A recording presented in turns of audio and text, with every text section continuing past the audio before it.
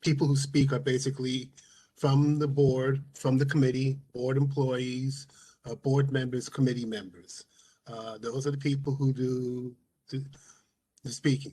Now, what I will be doing is that as we approach each topic, I'll then invite, the person who's presenting the topic, and then that person will present the topic, well, people will present the topics. There'll be questions from committee members and board members about the particular topic, and we'll take a vote on it. Now, in some instances, we may invite people from the public to speak at a particular topic. Generally, that's not the case. And that's something that it's going to be at my discretion to whether or not I will invite people to talk. I do see there's a number of things that have come up, and I may ask people to speak. If I do, people from the public will just speak for a couple of minutes, no more than that, especially because we do have a lot, and I don't want to really, hold people down. So we want to try to get through this as soon as we can. Do we have quorum? I guess I see a lot of people, but is the committee on quorum? We have 9 present. Okay, 9. All right, that should do it. Thanks, Karen. Okay, so Karen, whenever you're ready, give me your. I hear you. I was looking for you. There you go. All right. Yes. Okay. All set. Okay. You're all set? Okay. All right. Okay. This is another meeting of the Landmarks Land Use Committee of Community Board 2. We are recording, so just make note of that. And we'll be proceeding right now. Okay, now Karen Johnson is the board secretary, or committee secretary rather, and she'll be taking notes. So it's important that you present and speak succinctly and clearly.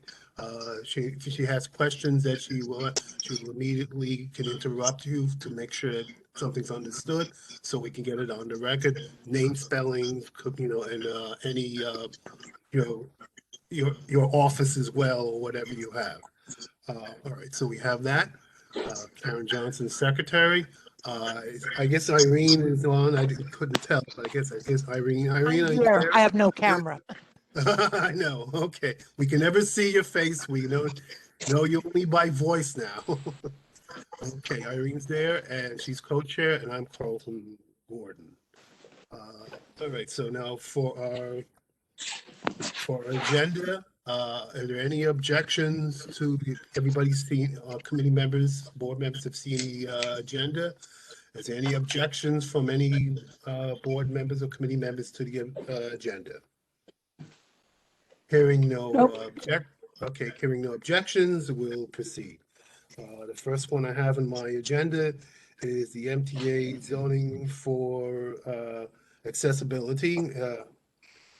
And okay, this is again going to be given by people from the MTA and from the Department of City Planning. The MTA and Department of City Planning are preparing zoning text amendments that will allow the MTA to work efficiently with developers to help achieve access, accessibility, by proposal includes system-wide transit easements and an expansive transit improvement. Let's see, yes, by boosting especially in high density areas. This will be a extended project.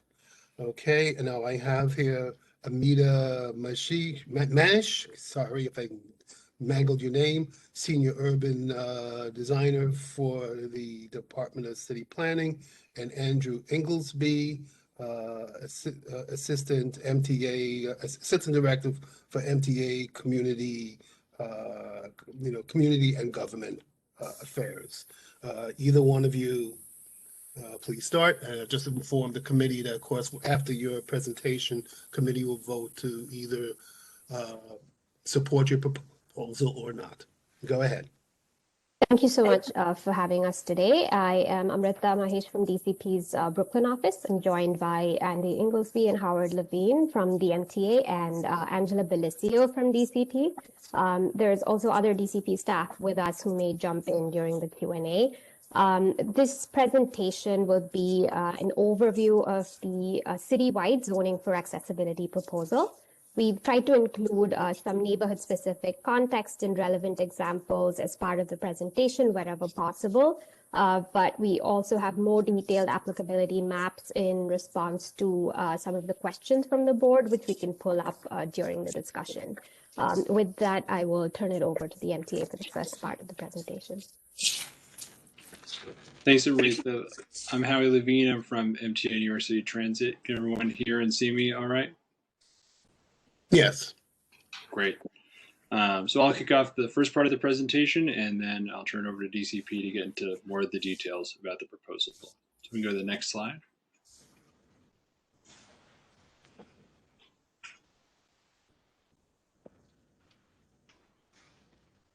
Amy, are you able to go to the next slide?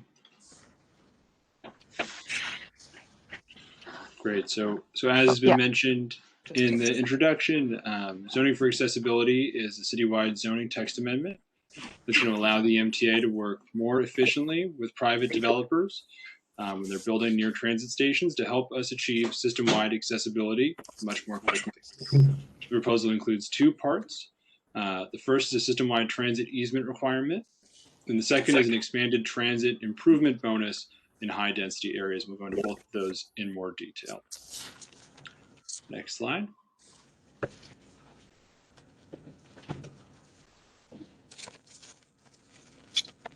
So I think as most people are well aware, our current system, has a ways to go in terms of accessibility. Most of our stations are very old, built without vertical accessibility in mind many, many decades ago. Right now, only 136 of our 493 subway and SER stations are currently accessible. It's about 28% of the system. On our commuter railroads, we're doing a little better. 25 out of 39 stations within the 5 boroughs are currently accessible. And of course, with ADA accessible and ADA accessible stations, there's a whole variety of features that we are talking about. But with this proposal specifically, we're talking about vertical accessibility, which is one of the most complex pieces of accessibility for us to retrofit our transit stations with. Next slide.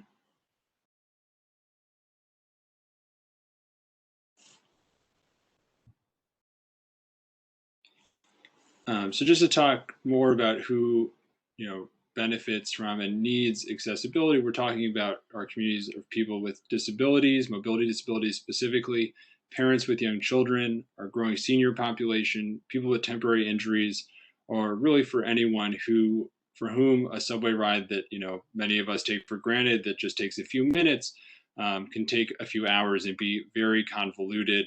Really an accessible transit system cannot come soon enough for these communities.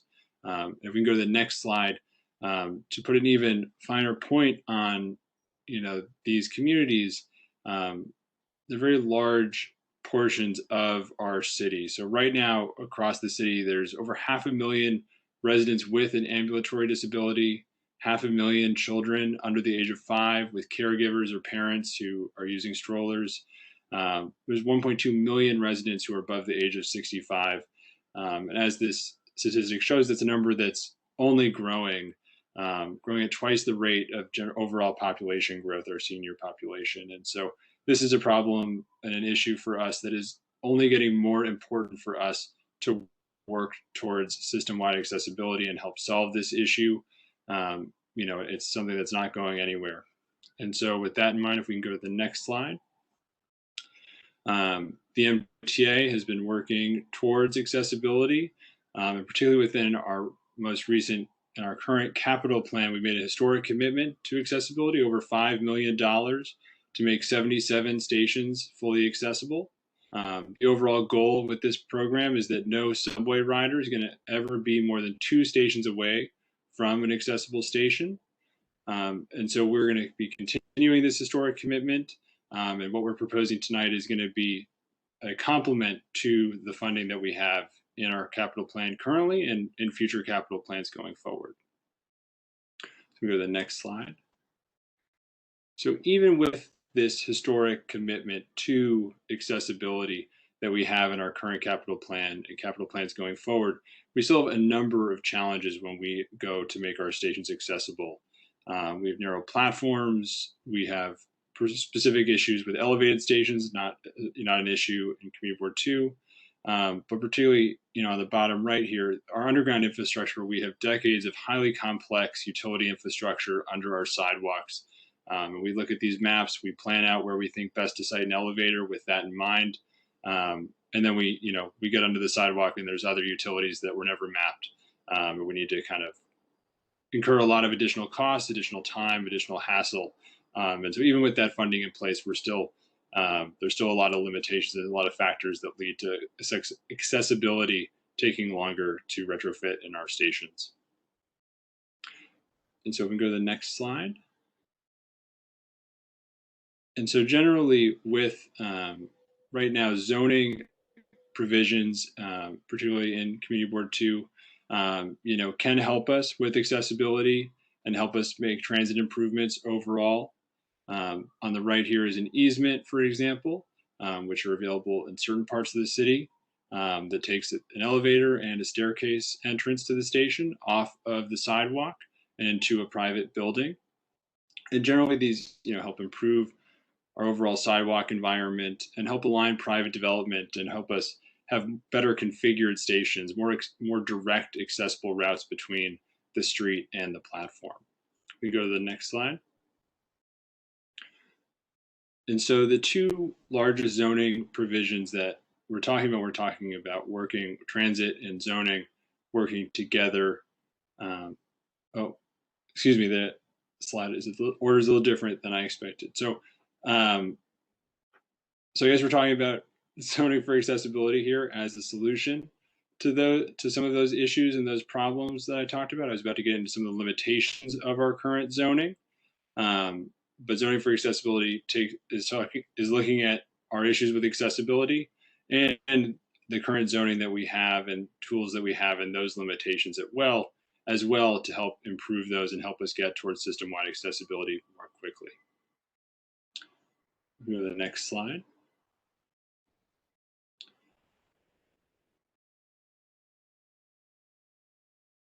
Thanks, Howie. Before we dive into the ZFA proposal, here is an overview of how ZFA relates to existing special downtown Brooklyn district regulations. The existing special district has 2 subway improvement related provisions. First is the off-street stair relocation requirement.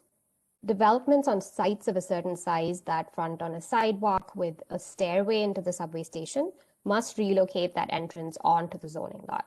This requirement will remain in place. The existing special district does not have an easement requirement. ZFA will be introducing an easement requirement for certain sites next to subway stations with required coordination with the MTA and DCP. And lastly, the special district includes a floor area bonus. ZFA will expand the applicability of this bonus and eligible sites in zoning districts. The process to seek the bonus would also be made less onerous. It would be an authorization and not a special permit. So we'll cover a lot more detail about these aspects throughout the rest of the presentation. Next slide. This slide includes a few recent examples of transit improvements in downtown Brooklyn facilitated as part of private development through both zoning and non-zoning mechanisms. 100 Willoughby Street is an example of a stair relocation zoning requirement in the special district, which provides access to the J Street Metrotech station. Improvements at City Point to the DeKalb Avenue station and 210 Livingston Street to the Hoyt-Schermerhorn station were facilitated through non-zoning easements. Next slide. The ZFA proposal includes two key components, a system-wide transit easement and an expanded transit bonus program. We will now go through each of these in detail and can take a closer look at the applicability maps towards the end if you have any specific questions. Next slide. The first part of this proposal is a system-wide easement requirement that would assist MTA and other transit agencies with identifying opportunities for locating future station access points and other station facilities. As part of this requirement, all developments and enlargements on zoning lots of at least 5,000 square feet within 50 feet of mass transit stations and in applicable zoning districts would need to file an application with the MTA and the Department of City Planning to determine if an easement on the zoning lot is needed to help facilitate station access improvements in the future. The applicable zoning districts include residential districts that support multifamily apartment buildings and medium and high density commercial districts, as well as all manufacturing districts. To the right, we have an illustration of the Hoyt Street station.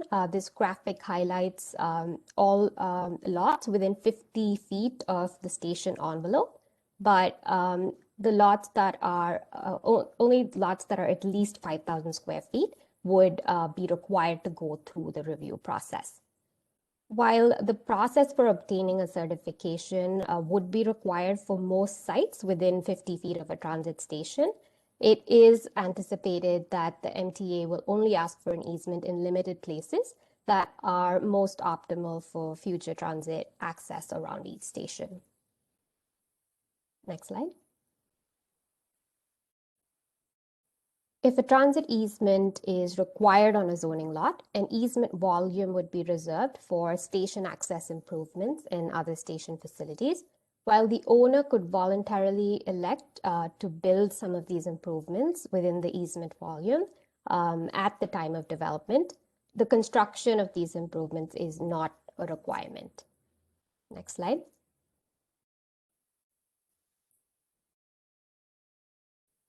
The transit agency, in consultation with the developer and the Department of City Planning, would determine the necessary easement volume for future station upgrades. Depending on the needs of the individual station, transit easements could vary in shape and size. The vertical volume of an easement could occupy several floors depending on the elevation of the station. Underground subway stations, such as the ones in Community District 2, could occupy multiple levels below grade. The horizontal area of an easement could also vary depending on the type of access that is needed. An elevator could take up less space, whereas a new station entrance that requires a staircase, elevator, and turnstiles could require a larger easement volume. There are also different types of easements depending on whether it's intended to provide a future station access point, or in other cases, substations, which typically require larger easement volumes in the cellar level of a development site. Next slide. Without any zoning relief, easements can limit construction of a development to its full potential. So if the provision of an easement makes it challenging for a development to be built, it would make it much more difficult for the transit agency to acquire the easement.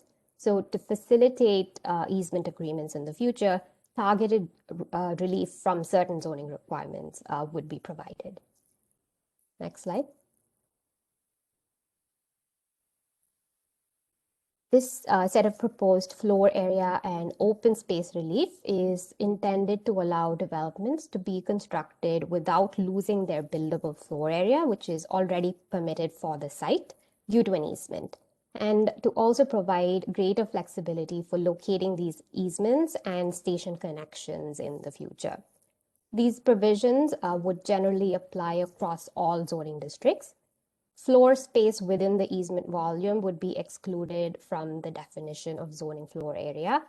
Flexibility would also be provided for designating easement areas at an optimal location on the site to ensure that any vertical circulation elements like elevators and stairs can connect to stations more easily.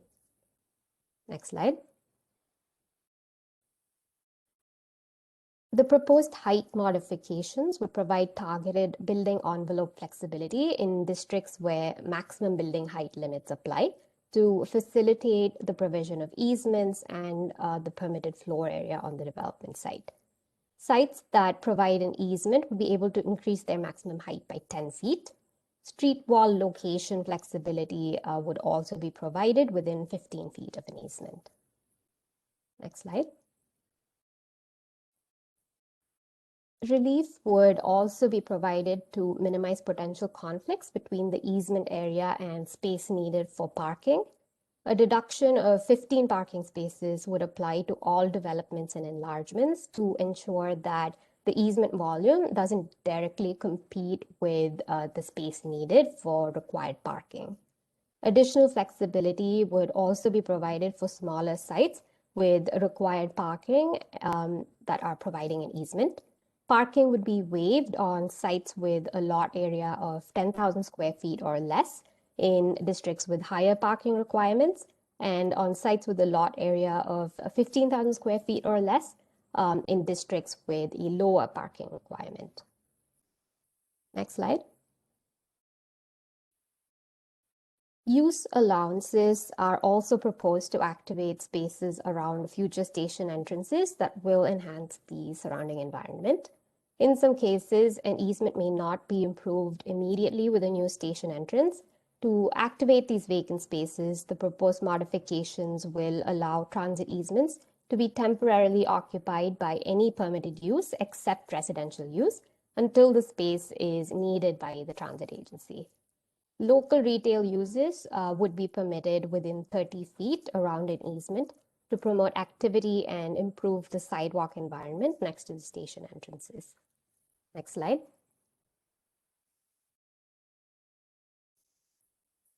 Modifications to streetscape requirements would be provided to ensure that rules relating to the ground floor or other street design don't conflict with station design requirements. The proposed streetscape provisions would also ensure that developments are built appropriately around easement areas and future station entrances, and to ensure a safe distance between vehicles and transit users entering and leaving stations. Curb cuts would be restricted within 30 feet of an easement. Next slide. In addition to some of these proposed regulations that we just walked through, additional relief may be needed to address unique site conditions that may create challenges for providing an easement. And in other situations, certain developers may want to provide additional circulation space around the easement in the form of open space, and this may require further modifications to allow for this additional flexibility and further use, bulk, parking, loading, and streetscape modifications. Further discretionary review and approval would be required. Depending on the amount of relief that is requested, modifications could require an authorization that would allow a height increase of up to 25% or a special permit if more height relief and other zoning relief is needed. Next slide. While the easement requirement only applies to developments and enlargements on sites with a lot area of at least 5,000 square feet in applicable zoning districts, easements may also be provided voluntarily on other sites. On small sites with a lot area of less than 5,000 square feet, the same set of relief applicable to the required sites would apply to developments and enlargements that are providing an easement. On sites with an existing building that is being converted, targeted relief would be provided to facilitate the easement area within the building. In other cases, instead of a transit easement, the transit agency may need additional sidewalk space or a clear path around existing or future station entrances. Next slide. The second component of the proposal is an expanded transit bonus program that would be optional for sites that are proximate to a mass transit station. I would note that the current transit bonus in the special downtown Brooklyn district has never been utilized due to the limited applicability and procedural barriers to participation. And to address some of these limitations of the existing bonus mechanism, the proposed expanded transit bonus would continue to grant a floor area bonus of up to 20% of the maximum floor area ratio for developments and enlargements that construct station improvements, but it would also expand the geography of areas where transit bonus may be used. All of the stations within the downtown Brooklyn CBD will continue to be covered, and 6 additional stations would be added. The number of eligible sites that can apply for the bonus would also increase. The floor area bonus would be subject to a more simplified review and approval process in the form of an authorization by the City Planning Commission. Next slide. Currently, stations in Community District 2 with partial ADA access include J Street Metrotech, the northbound portion of Borough Hall, DeKalb Avenue, and Atlantic Avenue Barclays Center. ADA improvements are proposed for the southbound section of Borough Hall, Hoyt-Skirmahorn Station, and Classen Avenue as part of the MTA's 2020-2024 capital program. Next slide. In order for the bonus floor area to be granted, the owner of the development site must construct a significant station improvement. The improvements may vary and include either a single or a variety of station upgrades. Where stations are inaccessible, ADA upgrades would be prioritized. Examples include the construction of a single elevator, additional station entrances, mezzanine expansions, and platform upgrades, as well as additional signage and lighting. The amount of floor area bonus is contingent on the degree to which these improvements enhance access and station environments. The floor area generated from this bonus may only be occupied once the MTA determines that the improvements are usable by the public. Next slide. The proposed bonus would expand the geography to high-density areas, including all R9 and R10 districts in the city, their commercial equivalents, and M16 districts. The new transit bonus would also allow sites that are within 500 feet of a station to participate in this program in exchange for an off-site improvement that would be constructed at a station that is not immediately adjacent to the site. Within the central business district, such as downtown Brooklyn, offsite improvements may be provided within a distance of 1,500 feet from the development site. This feature of the new bonus program to allow both on-site and off-site improvements would incentivize a greater number of developments to provide station improvements. Next slide. Further zoning relief would be available pursuant to additional discretionary review and approval. Depending on the amount of relief that is necessary, modifications may, similar to easements, require either an authorization that would allow a height increase up to 25% or a special permit if further height relief is needed. We anticipate that the greater coverage of the expanded transit bonus program, as well as a simplification of the application process, would result in additional transit improvements and upgrades for ADA access. Next slide. The ZFA proposal officially entered public review on April 5th. The public review process includes briefing all 59 community boards, borough presidents, borough boards, the City Planning Commission, and City Council. That concludes our presentation. We'd be happy to answer any questions and share station-specific applicability maps as needed. All right, thank you very much. So basically what we're talking about are developments that are pretty much right on top of the stations. I mean, within certain limitations. That's right. It's right on top of the stations as well as the 1,500-foot buffer area. So the new provisions expand the applicability to several more development sites that can partake in the bonus program. Okay, thank you. And any other comments or questions from committee members, board members? Carlton, I have a question. Yes, Judy. Could they just repeat the explanation for page 27?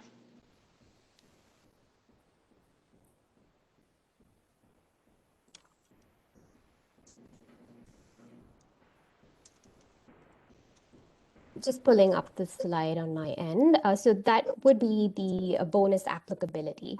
Is it We're not specific to the seeing it. district? Sorry? I'm not seeing it. Oh, Amy, would you be able to pull up slide 27, please? Sure, yeah. Can I be granted permission to share my screen again?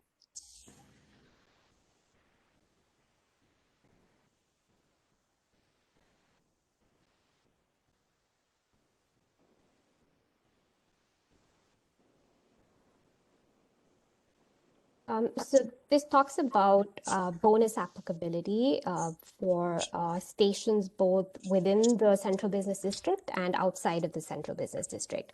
So the bonus would apply to zoning districts that are R9 or R10 level districts, which are the highest density residential districts, and their commercial equivalents, which include the types of districts that are mapped in the Downtown Brooklyn Special District, the C69, and the districts of that nature, and M16 districts, which are again the highest density manufacturing districts.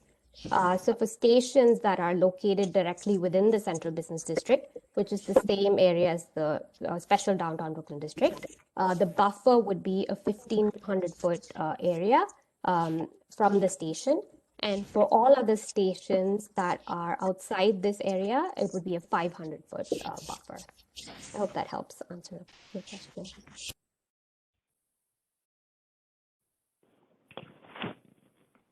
Mr. Gordon?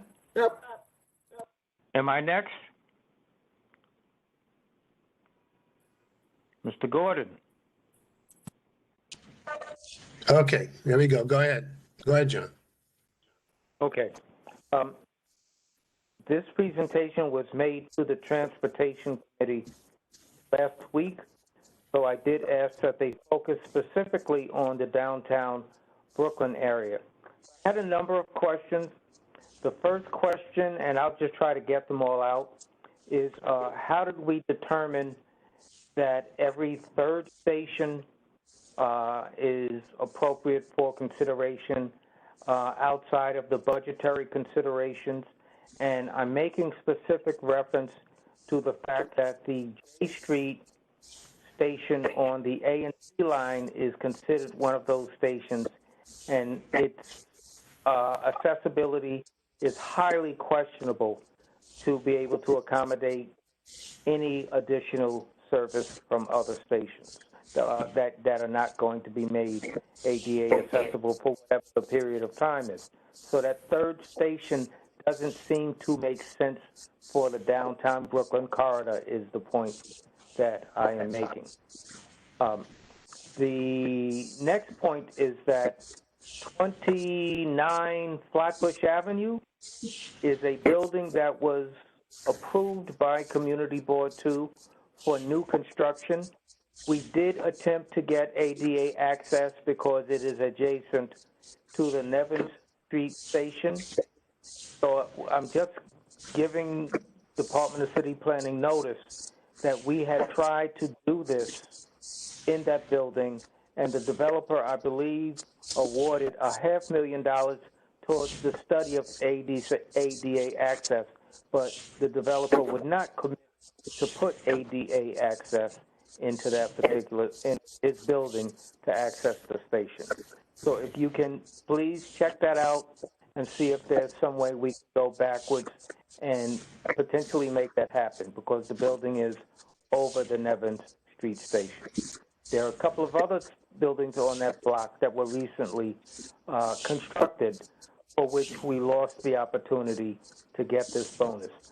The other question I have is, Because Community Board 2 did ask for all of the stations to be made ADA compliant back in 2004 when we did the major upgrade for downtown Brooklyn.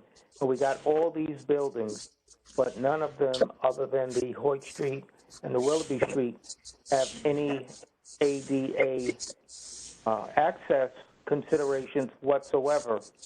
Is there any way of going backwards and getting kind of assistance from those buildings to help with the costs associated with making all of these entrances ADA compliant? The goal of Community Board 2, I would hope, is to have every station ADA compliant, because every station has enough activity. We have enough handicap, we have enough kids, that they should not have to travel 1 or 2 stations to have ADA access.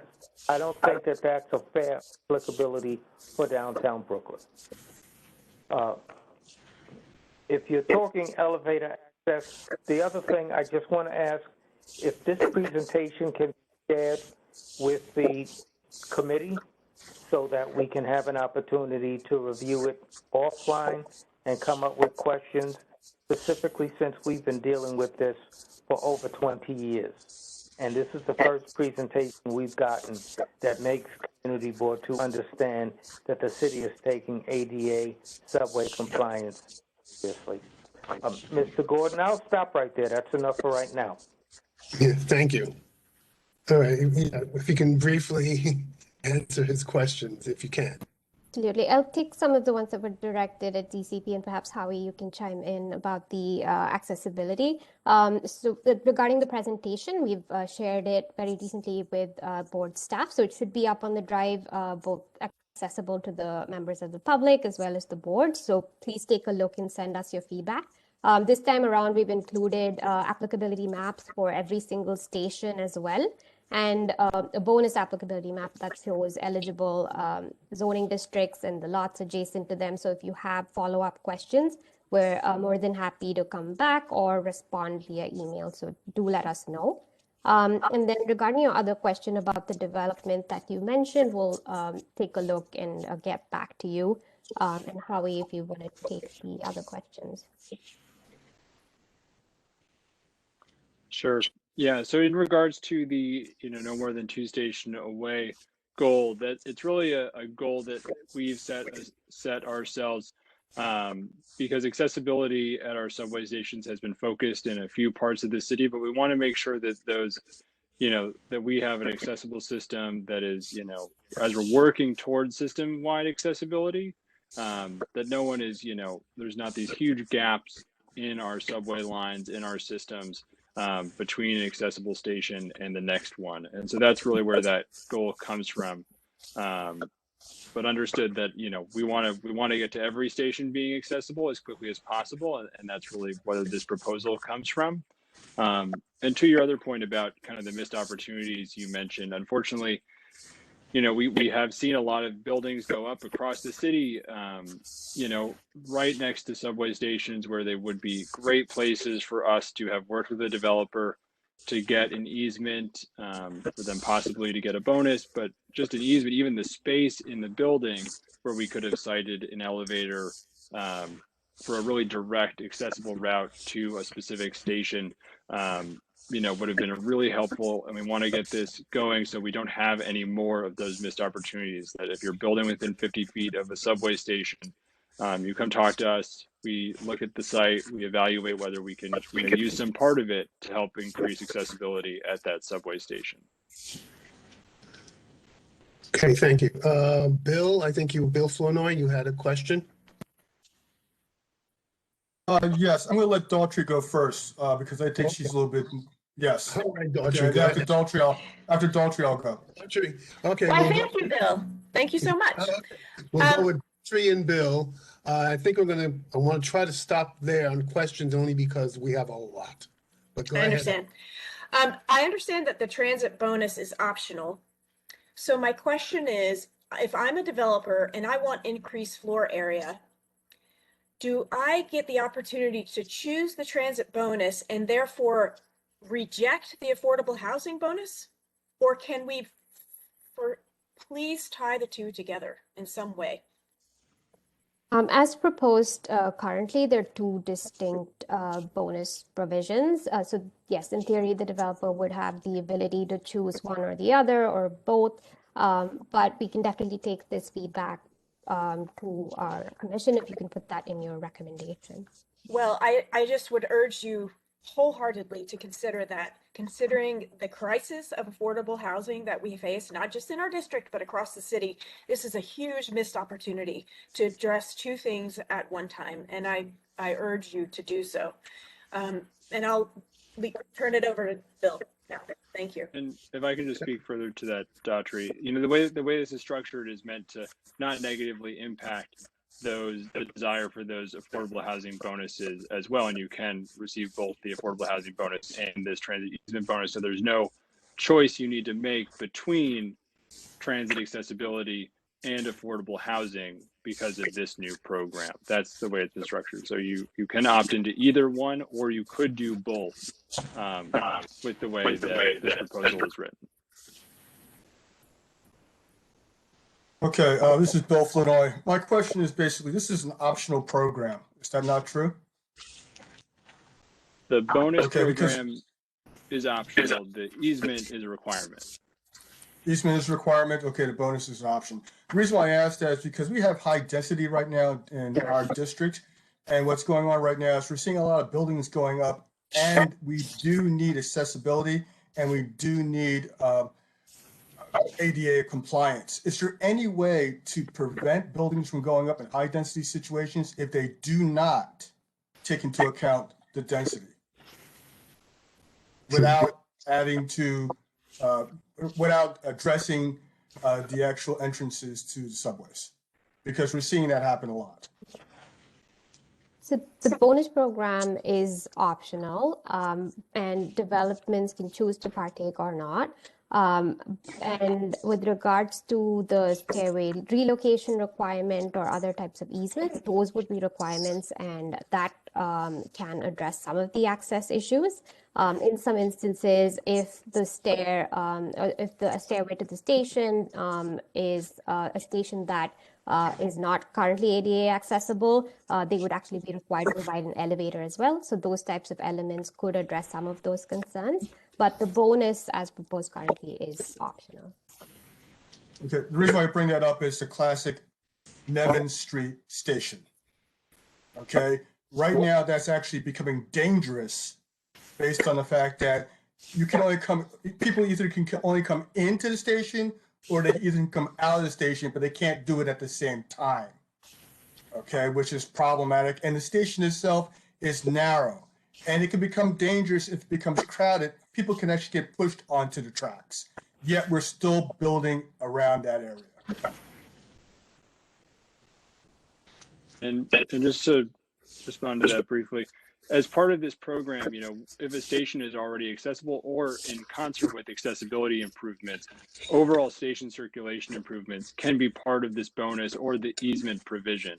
You know, I think things like expanding the width of a platform is going to be a hugely costly undertaking, so it wouldn't be something like that, but it'd be more like you know, added staircases, added exit and entry passages, so there's not, you know, people queuing to get out of or into a station at rush hours and things of that nature. Additional passageways, things like that are included in improvements that we can see under the bonus program or as part of the easement provision as well. I'll say yes, Nevin Street is a major problem. Hope this can help. All right, at this time, I'm going to ask for a motion. From the committee, any committee members, to either approve or not approve the presentation.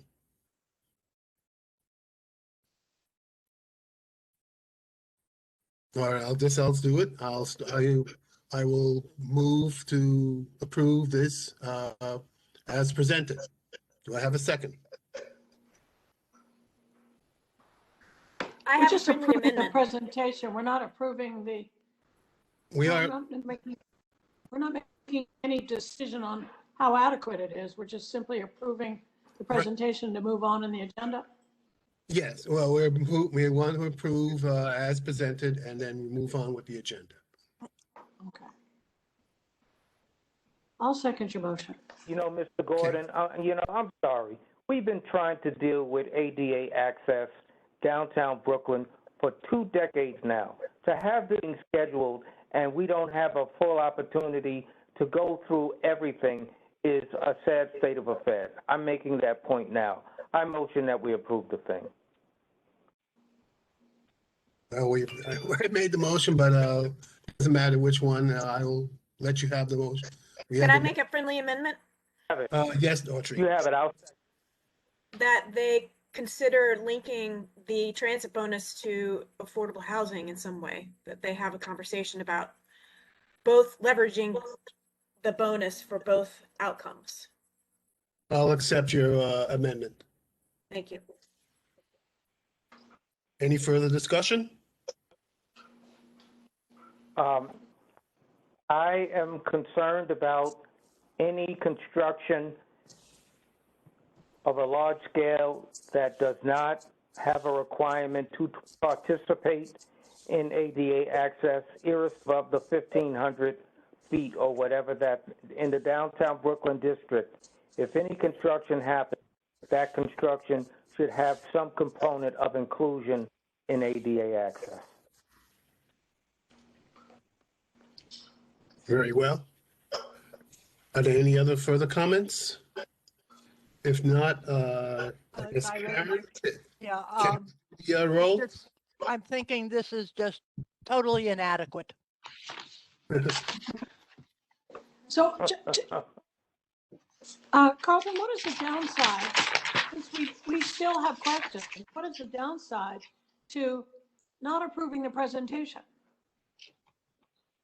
They'll still go on, but it's if we like, it helps if we at least say that yes, this is something that I think it will be of help. I may not be perfect, but I think it'll be of help. Well, I agree that those said it's inadequate. Anything is helpful because right now we have nothing. The fact is, this is being rushed. We did not get a preamble to this. We're taking in all this information. As I said earlier, we've been dealing with this issue for 20 years. To have a half an hour to get a presentation, and a lot has been going on, is unfair to the committee. I already motioned to accept it. Okay. Do we have any projects that are coming up that would even qualify for this, or has everything been built already?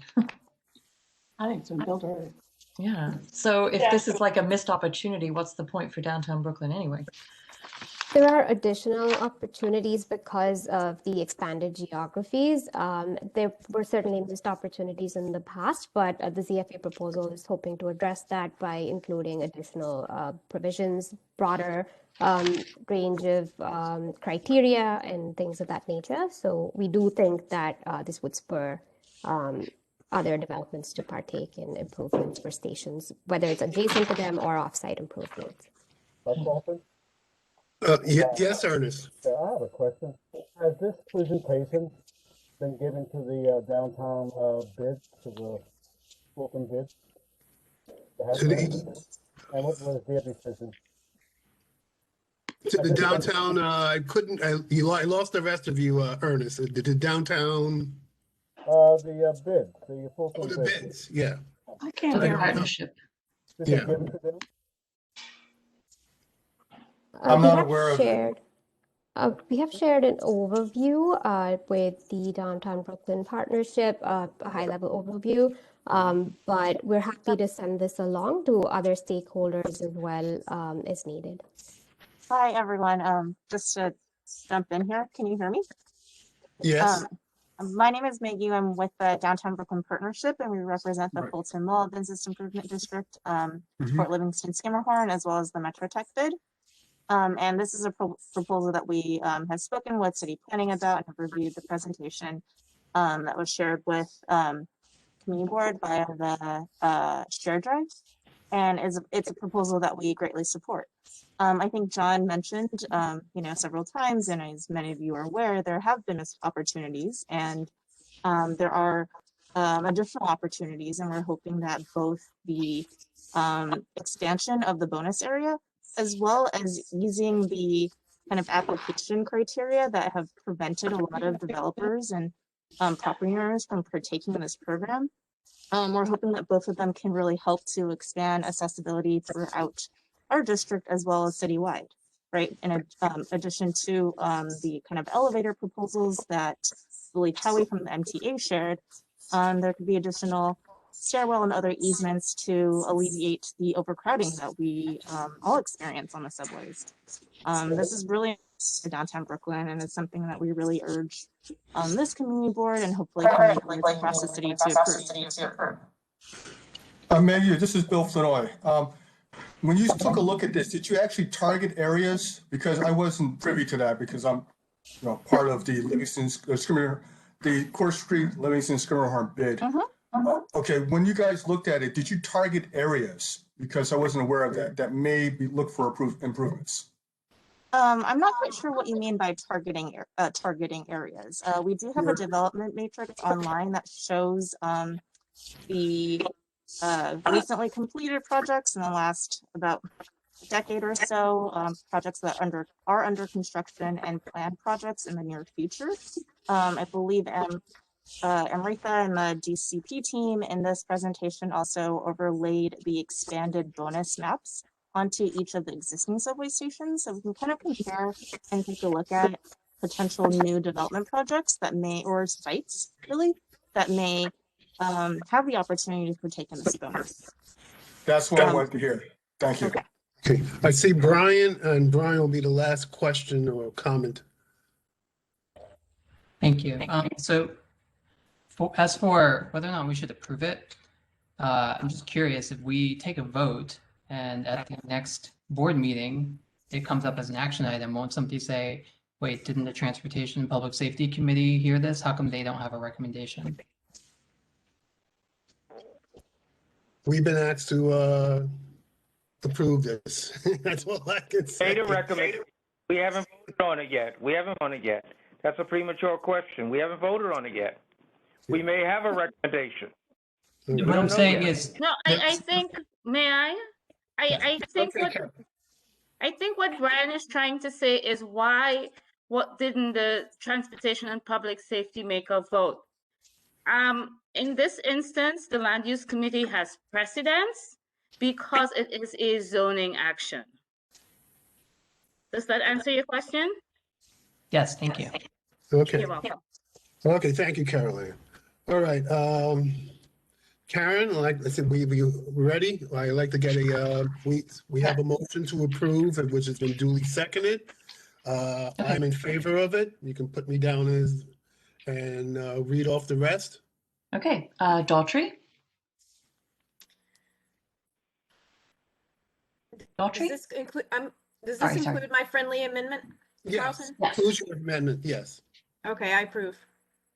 Okay. Ernest? Ernest? All right, I'll come back. I abstain. Bill? I approve. Okay. Brian? Yes. Yeah. Okay. Is Esther on? Esther, are you on? Yes. I've seen Esther. Okay. Excellent. Do you approve? Can I hear the friendly amendment again? Can I hear the? Yes. Daughtry, give us the, yeah. My friendly amendment was to ask DCP to link the transit bonus to the inclusionary housing bonus to increase the affordable housing provided in the district. And we just asked, none of this is mandatory for the bill. Okay. I say no. Okay. Irene? I'm going to vote no because it's totally inadequate. They need to go back to the drawing board. Fair enough. John? I am going to abstain, which is the equivalent of a no. Right. Judy?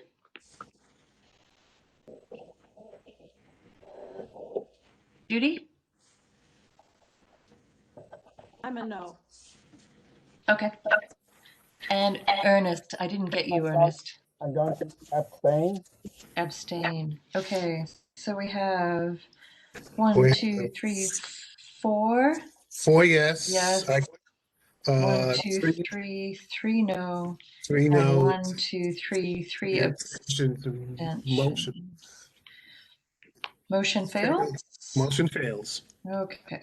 Motion fails, is not sufficient support at this time.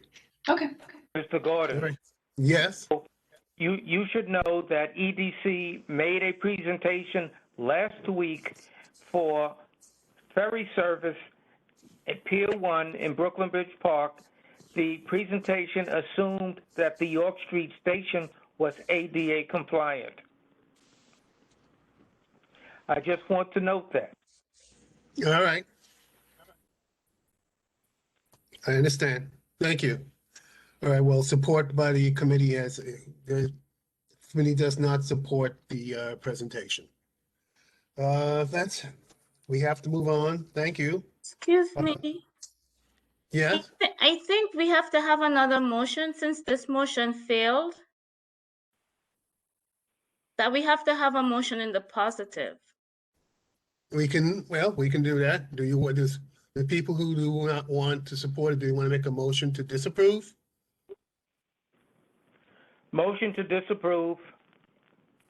Is there a second?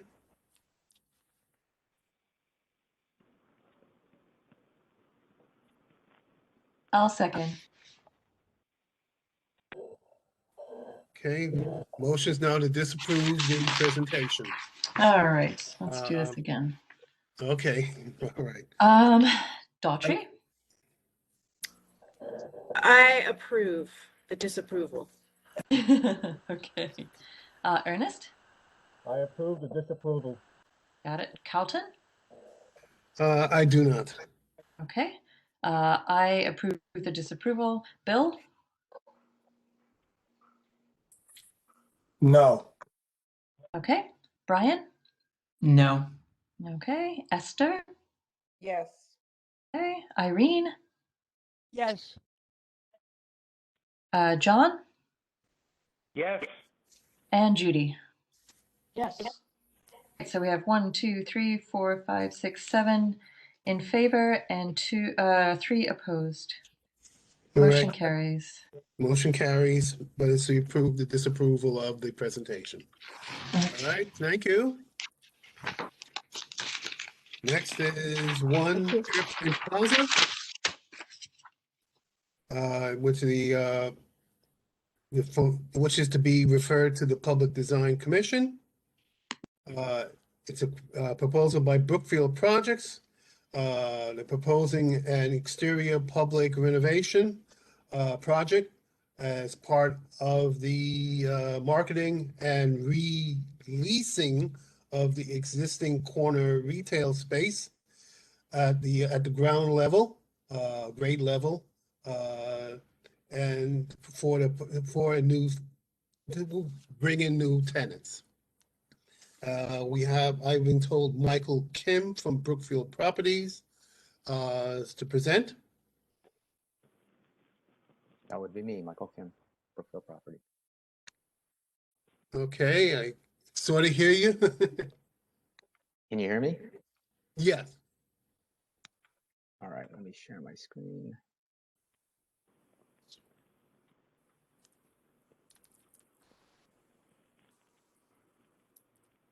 Can everyone see my screen? Yes. Can't. There we go.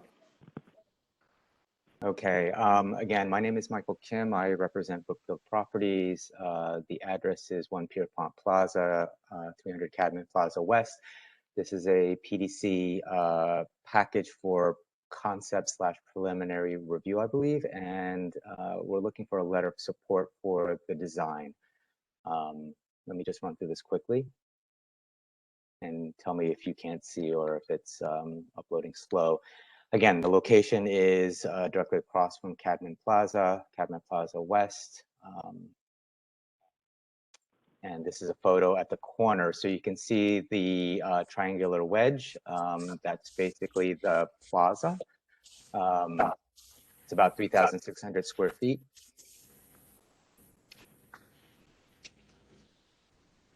There's a series of planters buffering the adjacent property, which is, I believe, St. Anne's School.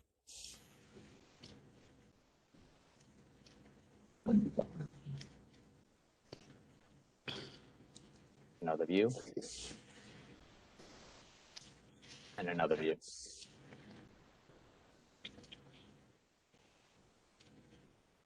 The design proposal is basically just updating some finishes. There's currently concrete pavers on the deck. We'd like to replace it with more of a cobblestone type 4x4, a new accent border around the edge, redo the plantings, but keep the trees, improve general lighting, basically under bench lighting and lights mounted to the trees, and then just loose furniture around.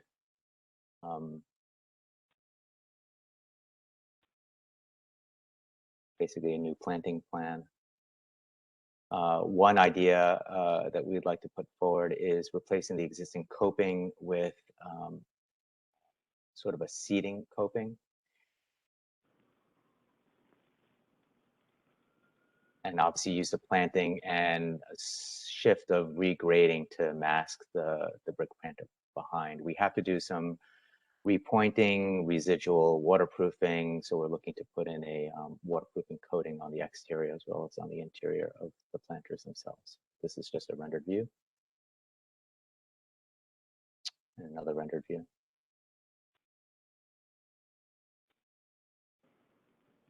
The material palette is quite simple. Granite around the edges and a precast concrete paver, the 4x4 set within. The copings themselves will be a preformed, prefabbed concrete. And the wall coating, we're looking at currently a waterproof base paint. The planting types in terms of the schedule are junipers on the upper planter and then heather and liriope on the lower planter.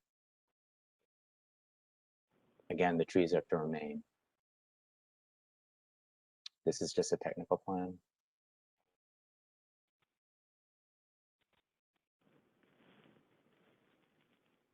Some details.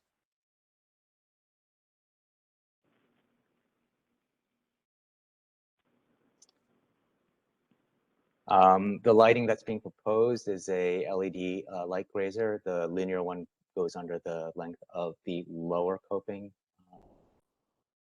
And it's concealed by the coping itself, and the power supply is obviously on the right. And then in the trees, we're looking to put a collar around the trees, which is the circled or the square circled on the right, and mount to it these uplights and downlights. And that's really it for the presentation. It's somewhat limited, but we think it'll be fair and somewhat significant upgrade to the plaza currently. That's there. All right, thank you. So there's nothing that actually affects the building proper. Yeah, exactly. Nothing affects the building proper. Okay. All righty. While this is not in the Brooklyn Heights Historic District, it's pretty much close to it. So I'll give Judy or Irene the first crack of any comments if the Brooklyn Heights Association had any comments.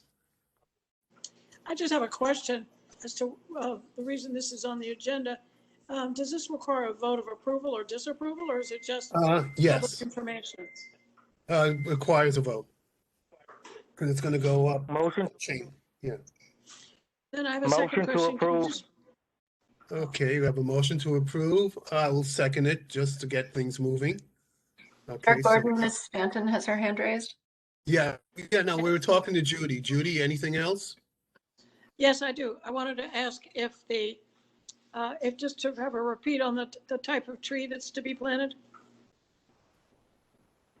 No trees are being planted. There are currently, I believe, 5 or 6 existing trees, and I don't remember the species off the top of my head, but they're there. We're not touching the trees. It's just a ground cover. Yeah, it's just Okay, but I heard you mention juniper. That's basically ground cover, a low green ground Thank you. Are there any other comments or questions from committee members? Since not, Karen, we'll take a vote. We have a motion to approve and it's duly seconded. All right, Daughtry? Yes. Ernest? Yes. Carlton? Yes. Myself, yes. Brian? Yes. Bill? Yes. Esther? Yes. Irene? Yes. On? I worked on that block for 20 years, yes. Judy? Is that a yes? Motion carries anyway, but. Anyway, yeah, okay. 9 or 10 in favor. Okay. Thank you. Thank you. I was told to ask who to follow up with tomorrow. Caroline, okay, now we've moved it. What's the next step for Mr. Kim? When does it need to go to PDC? When's your hearing? Hi, good evening, everyone. This is Gail Rothstein. I'm EDC's liaison to the Public Design Commission. We would just request that you give us some form of writing of this approval, whether it's an official resolution or just an email, but anything written is currently in the PDC docket. It was submitted for this coming Monday's meeting. Okay, we'll give you an informal indication of the committee's vote, but that is not the board's decision. Caroline, it will still go before the full board? Well, it might be a moot point, but we could have. That's what I'm thinking, yeah. Yeah. Well, at least we got committee approval. We have committee approval, and if it comes up on the full board, we'll deal with it. Okay, thank you. Thank you everyone for their time. Thank you. Okay. Now we're moving on to our Landmark Preservation Commission applications. First one is 101 Greene Avenue in the Clinton Hill Historic District. And this is basically a recreation of a stoop. Excuse me. And it's a scoop and a parlor floor entry, it's a recreation. There were no historic photographs to give us an idea as to what it looked like in the past, but they're asking for a new stoop. I guess, yeah, new stoop and, going up. Okay, so 101 Greene Avenue, go ahead.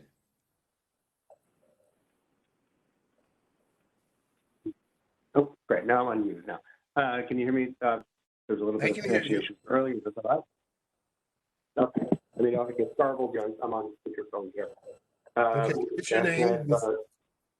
My name is James Hill with Urban Pioneering Architecture. We're presenting 101 Greene. Okay, let me flip over to the drawing. Did everybody see that? Not yet. Okay. Let me hit the share again. I apologize. And okay, it's coming. Do it. All right, we see you now. Good. Thank you. Great. So we can see right in the middle, the front facade of the building. This is one of 4 buildings built in 1878 by architect Joseph Kirby. We're going to kind of talk about 2 things briefly related to this project. One is the different stoops that we're looking at as a precedent for this because we don't have the historic photos. The stoops were removed in 1934. I'll go through that in a second. So we have some local stoops that are very similar in style, one by the same architect, one by another architect, all on the same point. They are 14 St. James and 71 Gates. our 101 Greene here in the historic map. So I'll get into those in a second, but to talk a little bit about the history of the building, as I said, it was one of four, these four on the corner, built in 1878. They were built and sold by the builder developer, each as individual residences.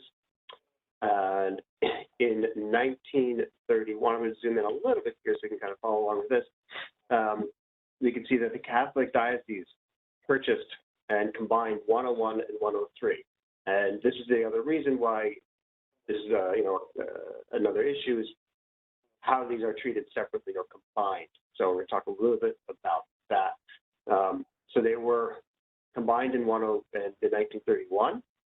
In 1934, all four buildings were renovated by the church, removed the stoops. The three other buildings other than this are essentially identical. This one has some distinguishing features. So it's always kind of been slightly different from the others. In this picture, you can see that it has kind of an arched gate that you walk under. The pediment here, I'll show a close-up of it later, has some extra articulation that the others do not. So these were were owned together up until 1976, where they were purchased by John Melvin Associates, who later sold them in '83 to CHS, who renovated all four, got separate C of Os for each one, and sold them in 1985 as separate buildings. So the little chart down here, we can see that there was separately to begin with for 56 years, together for 51, and another 36 years separate. Talk about that. So that basically means that 65% of the time they were separate buildings, owned separately, occupied separately. So let me zoom back out. And the next slide, we can see the designation photo on the left, and on the right, the 1940s tax photos of each of the four buildings. Obviously, this one's a little bit different. The others all have a squared off entry. This one has the pediment, and you'll see in the next, they are, again, they're all similar in many ways, but again, all very different. This is all put together. Here's a comparison of the four different stoops. So 101 has the pediment with the cross in it, whereas 103, 105, and 107 are all identical to themselves, but not to 101. See some other views of 101 up here. So instead of going up a stoop, you come down into a recessed entry and in, and that's consistent throughout all of them. Throughout all of them, they do have a wrought iron gate fence as opposed to a cast iron, which you see in some of these style buildings. That'll come up in a second. So here we're looking at two different examples within the district. 101's on the left. In the middle, we have 71 Gates. This is also built by the same architect at the same time. You can see the styles during the transitional period where they're going from the more decorative to the kind of neo-Grec, like less decorative periods. And on the right, 29 Clifton Place. Different architect, but very, very similar details. A lot of the details that are consistent are the under the window heads. You can see a little bit more clearly in ours. There's this incised decoration under each of the heads, the squared off head, the enfrainment, and no real sill table, but a slight projection with brackets. And you can see that again on ours as well as the others that we're looking at for precedence. They have kind of the more rusticated base with the bands, and then the side of the stoop has this kind of articulation. So these are the things we're looking at for precedence for the stoop restoration here. These are front elevations, existing on the left, proposed on the right. So we can see that we're matching the pediment style to, I'm going to go back a second, to 71 and 29. This triangular pediment with floral brackets and a curved transom.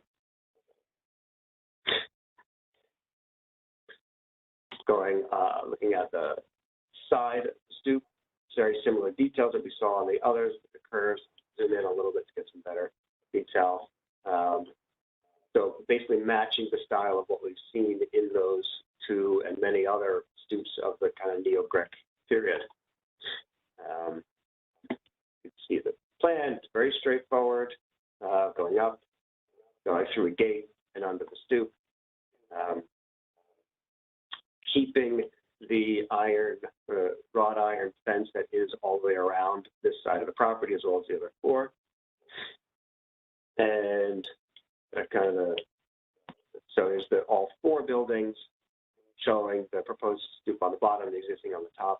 And again, so in talking about this, we're looking at the precedence of the individual stoops to influence style, but also the idea that it is not uncharacteristic for this building to be different than the other three.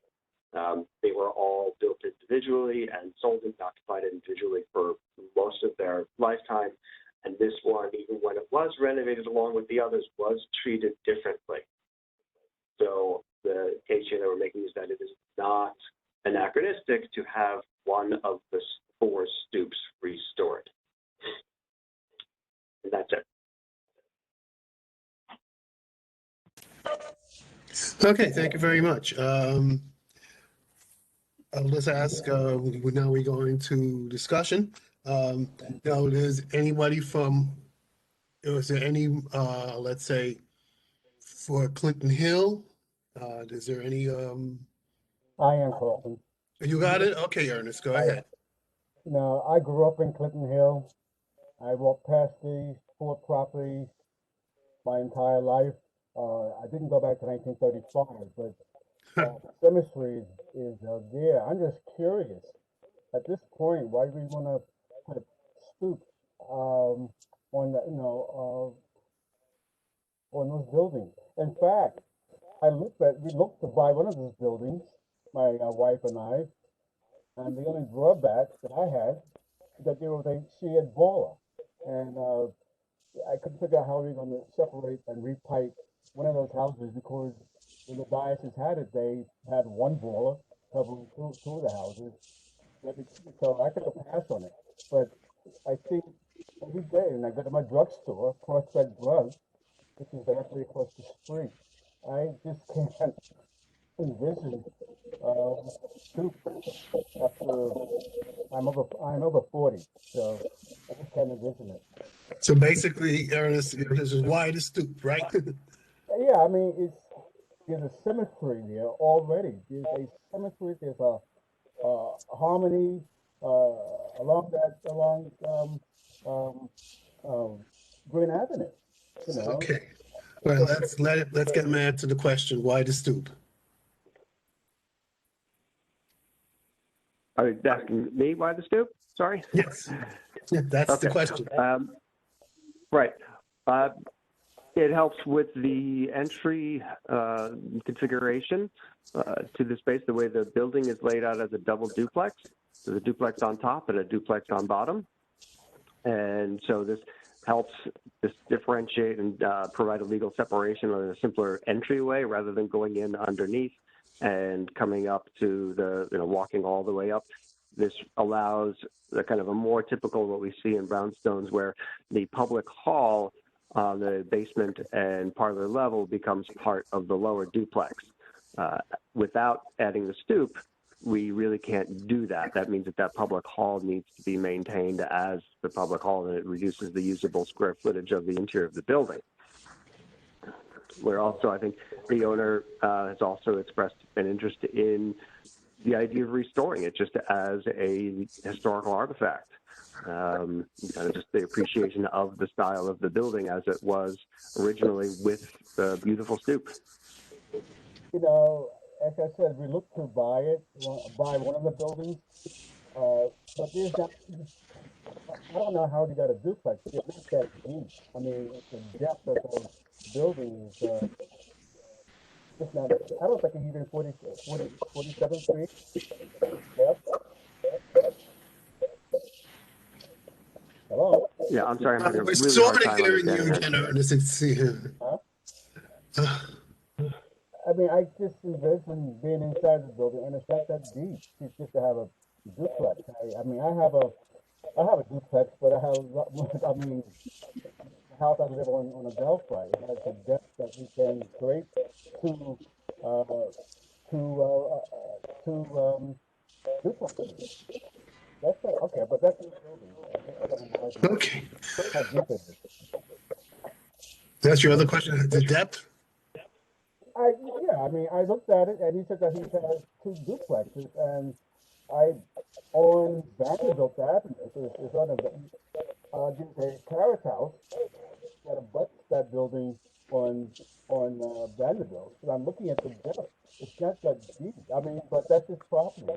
He could create 2 duplexes, you know, for him, but I can't see it. But the symmetry, you know, it doesn't, I don't know, it sort of breaks up that symmetry. Okay, any other questions or comments? Yeah. Okay, let me, John, then Bill. Yeah, do we have any correspondence from the neighbors about the stoop? Were there any letters submitted from to the community board, or any comments from any of the adjacent neighbors? Not for this particular address, Mr. Du. Okay, Bill? Yeah, I'm just, okay. He just wants to restore the stoop back to where it was previously in the historic photographs. It's his property. If it's not impeding on the sidewalk or anything else. Yeah. Bill? Take a vote to approve it? No, but the steps will have to be on the sidewalk. He has to get a revocable consent. Do we have, was the request for revocable consent? No, it's not. This is just a stoop, not a revocable consent. So how far out, I know other properties where they come out of the, beyond the gate. Okay, well, that's why I said, if it's not going to impede the sidewalk, okay, if he doesn't need a revocable, I mean, you haven't seen the full. Let me ask him, Ernest. Okay, do you need a revocable consent to actually build this stoop? We will, but I can show you, if I can have the screen share again, the plot plan that shows that this proposed stoop will not come out any further than the current iron gate. Okay, but you're saying you're going to need a revocable consent. Yes, we've done revocable consents before. Sorry about that. And in this case, if it comes to or showing, I'm going to put the phone down here. And in this case, you can see right here the existing. These are the stairs that go down to the retreat areaway, and the proposed. We can line up the front riser with the exact place that these iron gate posts are. So we're not projecting into the street any more than we currently are. We need a revocable consent because the property line is back here. So already, if we were to create what is there now, we would require a revocable consent. Okay, we were not told that. If we have to vote on this, we also have to approve a revocable consent. That is correct. We'd have to, I know I heard a motion, but I think it's, John, would you be willing to have an amendment for both, you want to approve it and for revocable consent? Well, you asking me? Yes. I didn't realize I approved it, but yes, whatever. I heard you say you moved to approve.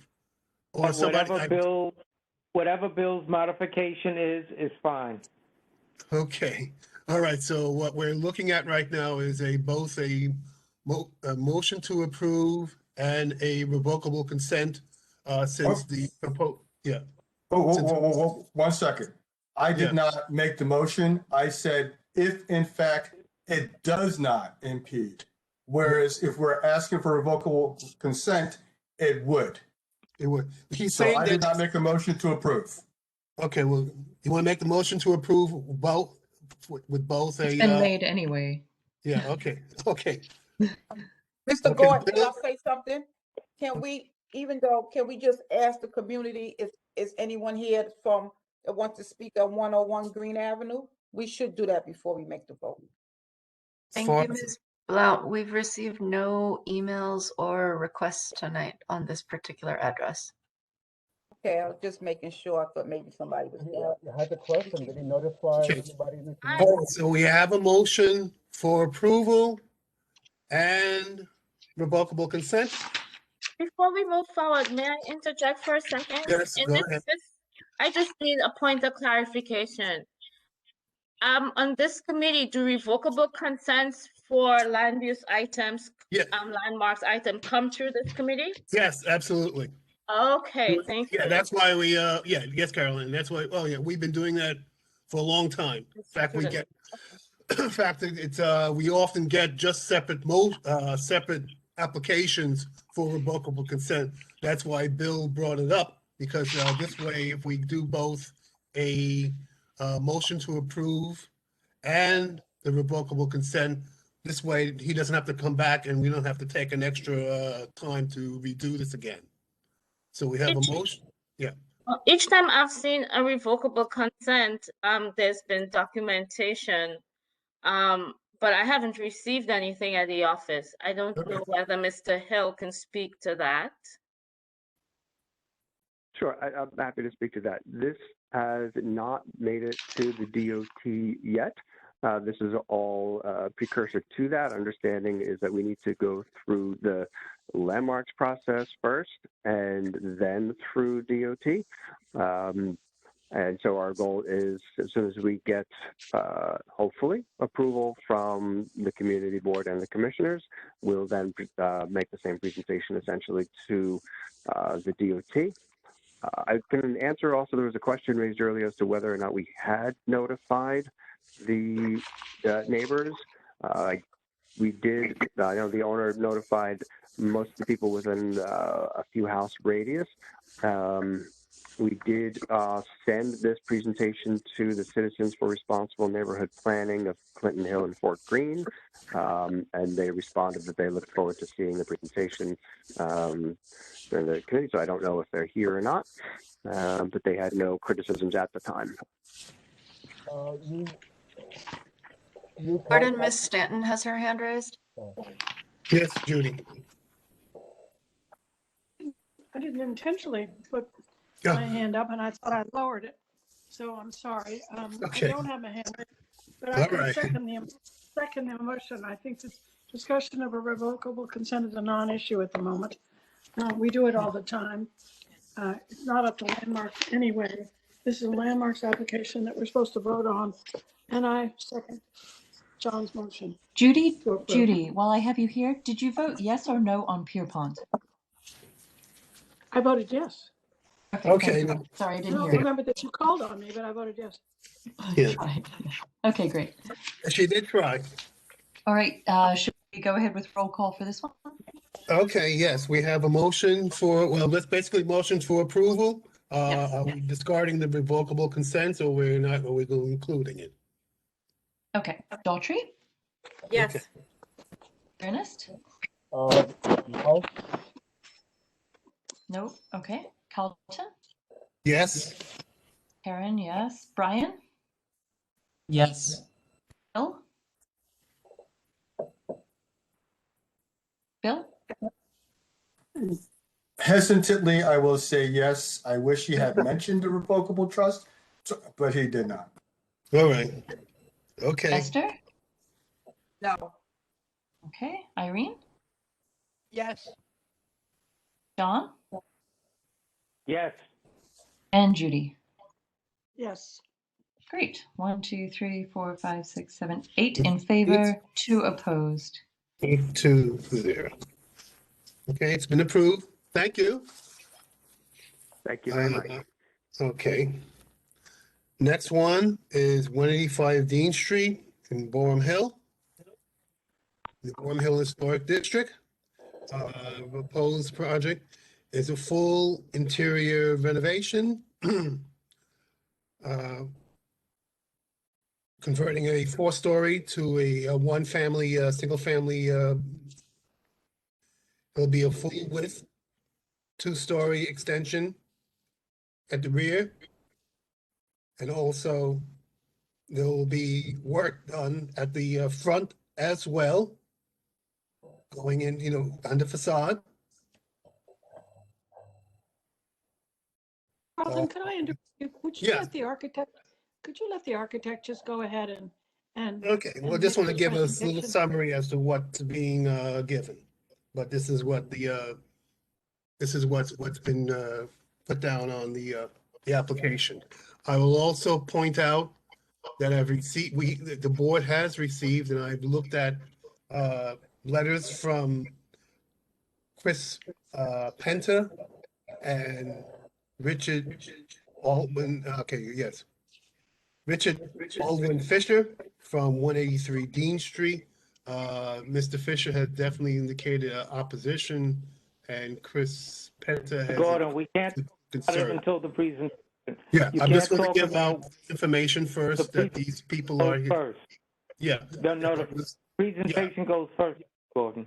Yes, but I still want to just give these people, let them know that we have received these information and given their, and what their status is. That happens before the discussion, not before the presentation.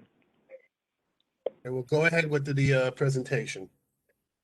Okay, thank you. If you can hear me and if I can have presentation control, please. My name is Scott Tunstad. I'm presenting from CWB Architects on behalf of the owners for 185 Dean Street in the Boerum Hill Historic District. We distributed notifications to the block, the full block all the way around the block last Tuesday via flyers in person and posting notices on nearby lampposts. And we also gave notice to the Boerum Hill Historic Association. And I believe that they notified their community as well. Our project is renovation of the building. We are going before the Landmarks Commission to be on May 11th for their review of the 2-story extension in the rear facade and some additional elements of the facade details that we are proposing to replicate as part of renovating the facade of the building. So this is an existing photo of the building right now. It was converted into a 4-family apartment building in the late 30s or early 40s, and the stoop was removed from the front of it. We have documentation of that, so that element is not a public hearing item on this project. This is on the top is a proposed site plan. On the bottom is the existing site plan. At the rear of the building, you can see the proposed extension, 16 foot deep, matching the depth of the extension at neighboring 187, which is also 16 feet deep. And I'll get into some more information on that. This is a plan of the block. Mr. Quinstead, we have a request. Could you zoom in a click or two, please? Sure. Thank you.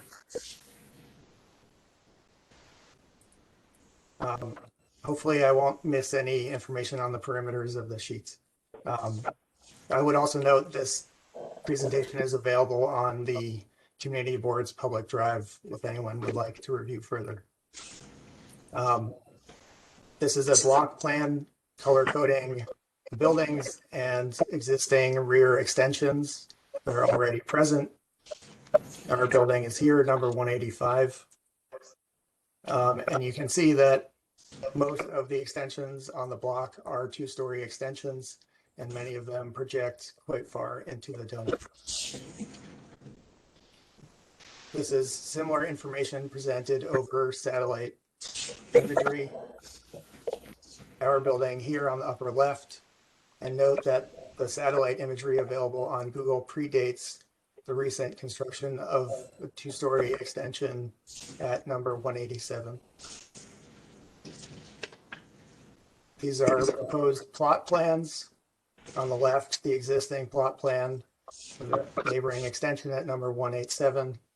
On the right, proposed plot plan showing our extension in the rear.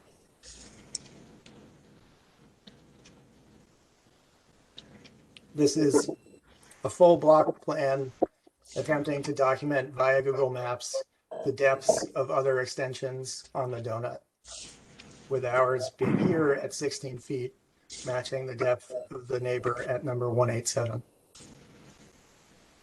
This is a three-dimensional axonometric view of the row fronting Dean Street, viewed from the rear yard. Our building shaded gray with a proposed two-story rear extension.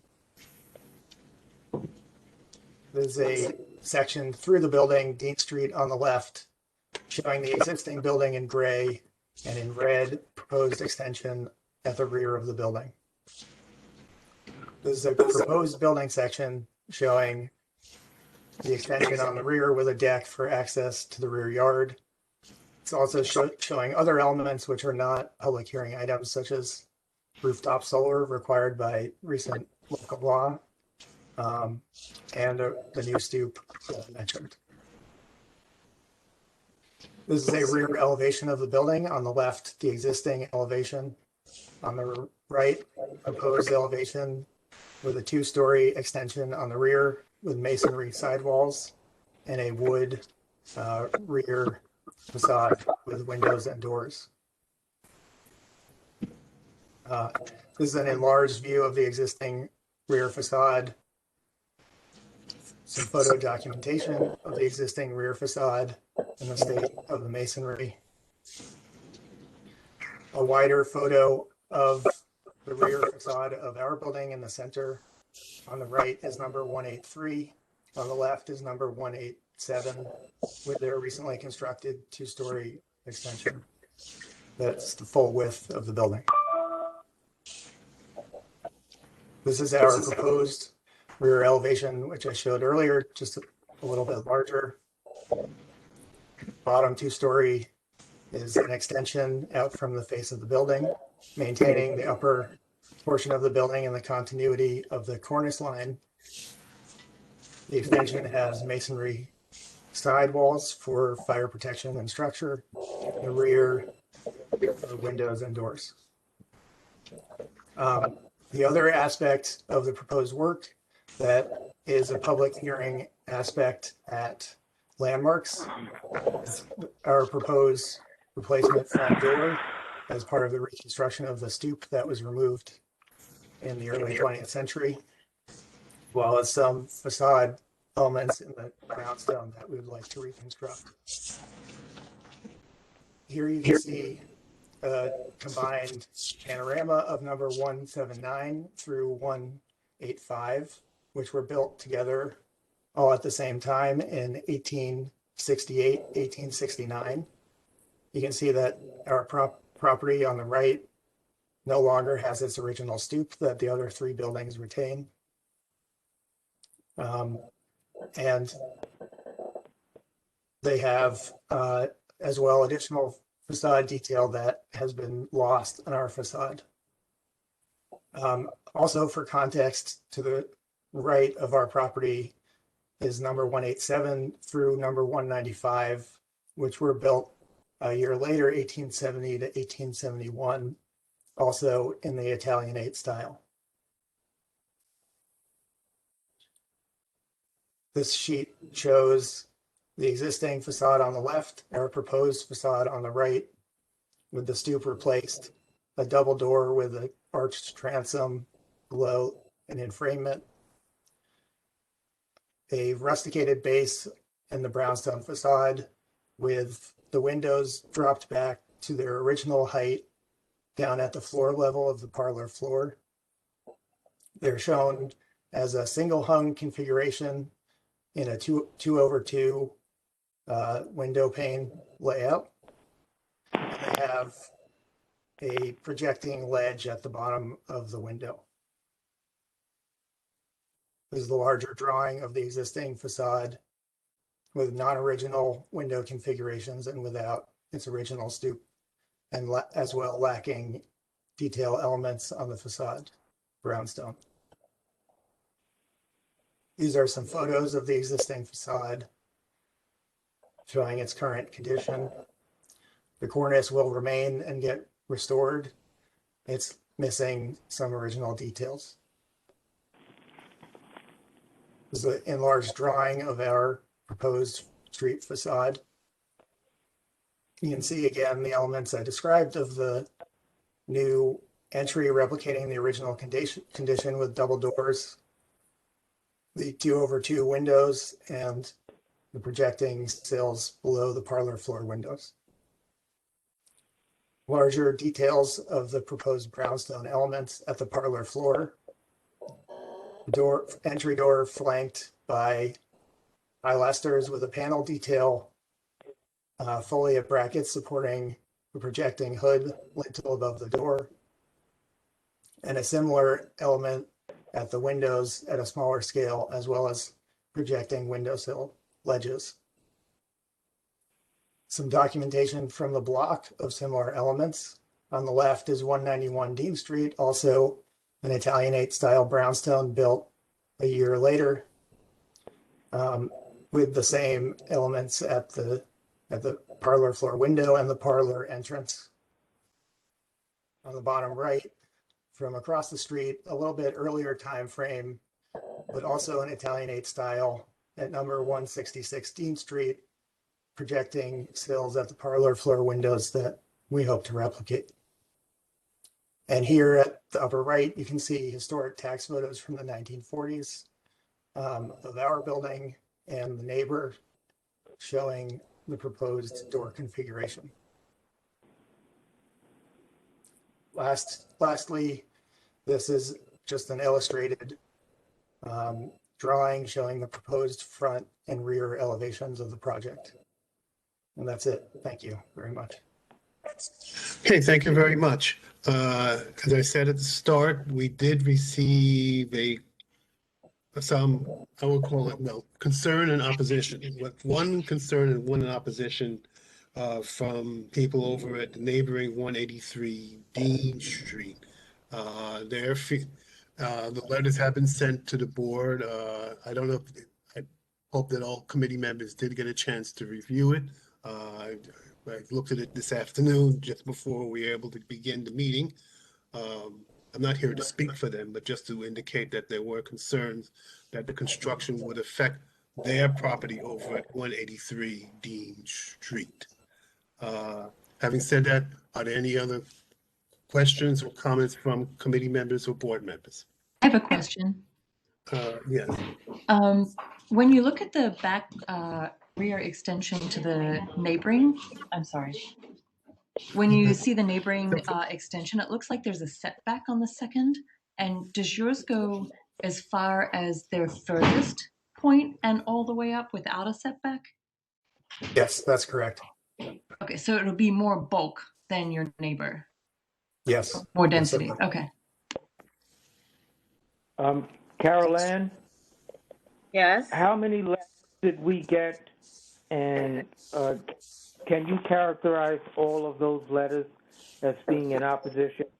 If I'm talking about the same property for which you distributed the letters this afternoon, there were some concerns raised by neighbors about the blocking of sunlight from that proposal for the back of the building, and that the neighbors' sunlight would be obliterated for a major portion of the day. Am I correct? Yes, with those you are. letters? Okay. You are.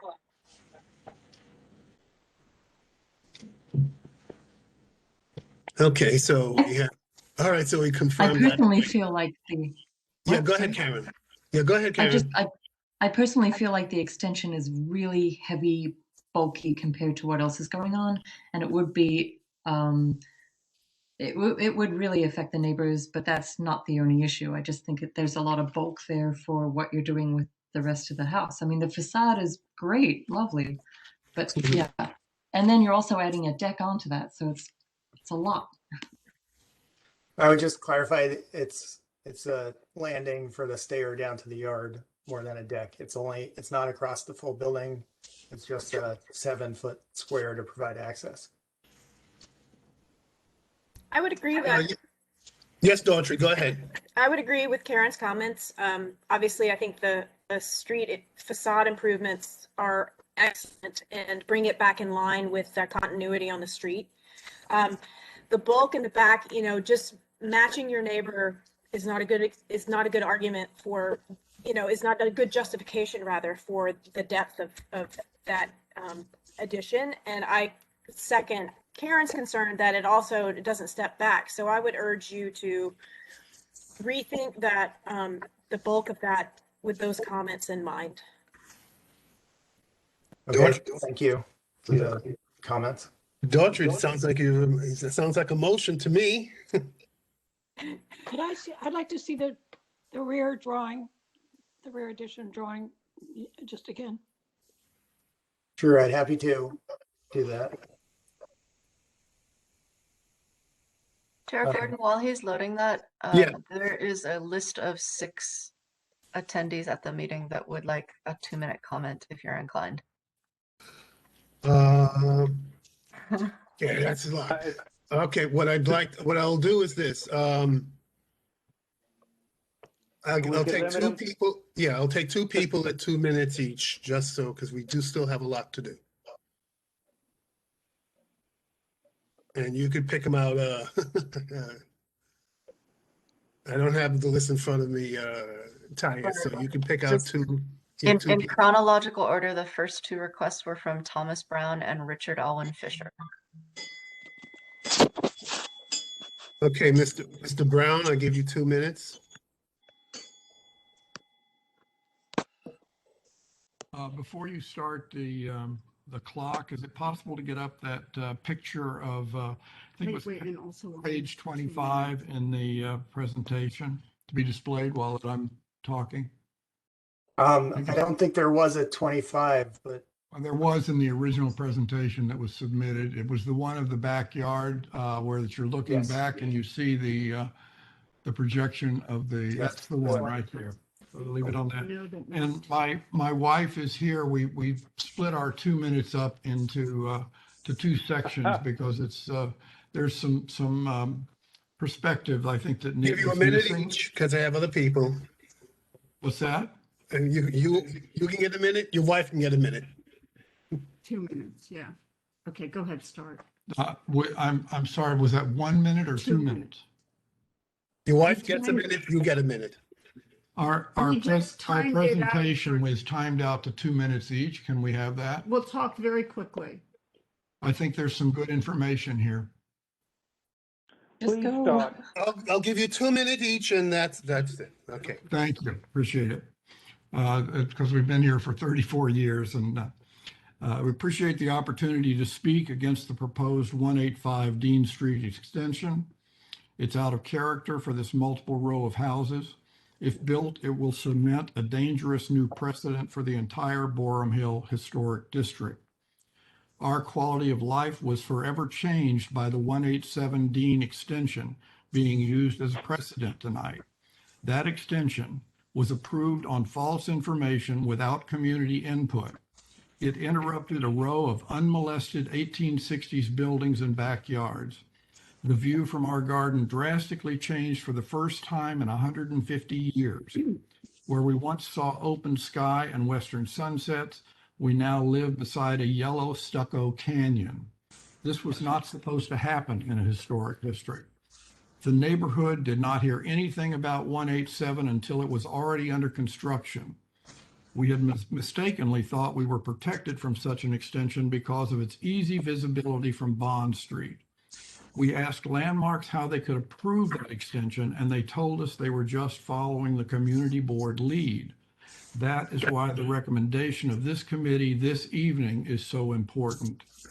The size of the 187 extension apparently triggered a Department of Buildings requirement for construction of a giant underground holding tank that obliterated their garden, which is now almost completely covered with astroturf and decking. Now, with minimal public, public notification, the proposed 185 extension, also available in Bond Street, is even larger, taller, and has an additional 7-foot deck beyond its 16-foot 6-inch incursion. Prior to the aberrant 187, there were no significant extensions on Dean Street east of 177 Dean. This is demonstrated by their picture page 4. I believe their page 6 diagram is misleading. There is no permanent extension on 195 as shown, and the 181 extension is an ancient hut. Existing extensions show length only without height, date of construction, or legality. Non-conforming structures cannot be used as precedent for new construction. The parlor floor level of this proposed monster is actually 5 foot 6 inches beyond the precedent busting 187 extension. And it has an additional 7-foot deck. Page 25 of the presentation shows one view of how oppressive living next to the 187 extension would be. For 185 to build even bigger and further into the yard makes no sense. It's easy to see where all this is heading, overgrowing extensions on all buildings and the obliteration of green space for the entire historic district. We respectfully ask our neighbors at 185 Dean to forgo their proposed extension and ask this committee to affirm that 187 Dean extension approved without community input be considered an unfortunate anomaly and not to be used as precedent for altering the entire historic district. Thank you again for the opportunity to be heard. We welcome any questions. Thank you, Richard Fisher. Yes, Mr. Fisher.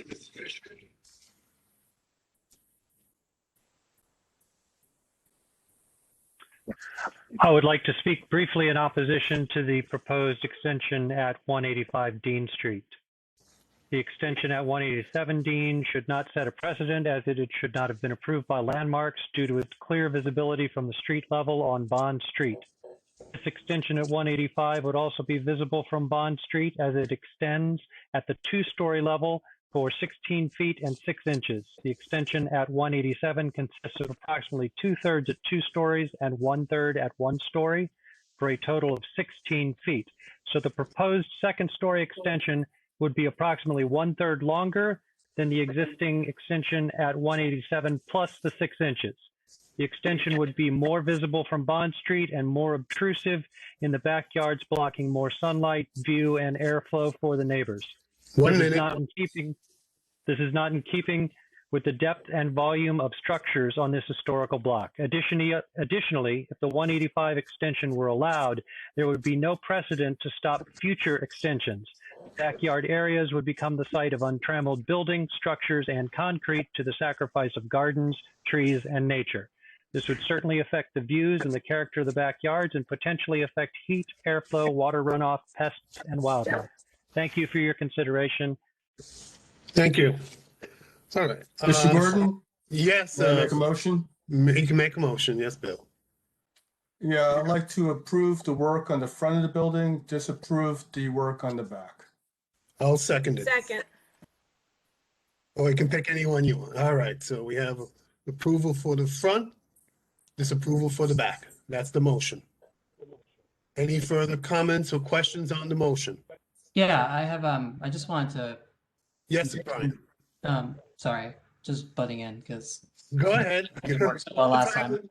I pulled up the minutes from the meeting on 187. And I just wanted to know like what the discussion was on that. Hilda Cohen asked if there were any other extensions in that donut that were 16 feet deep. And the comment from the owner was that the ones on the Dean Street side were 11 feet deep. And on the other side, there were some that were over 11 feet. I don't know if that's true. I'm just commenting on what the answer we were given was. And that there was a view into 187 from a 8-foot wide section along Bond. Not trying to make it a point or against, just wanted to add the context. Right. Okay. Thank you, Brian.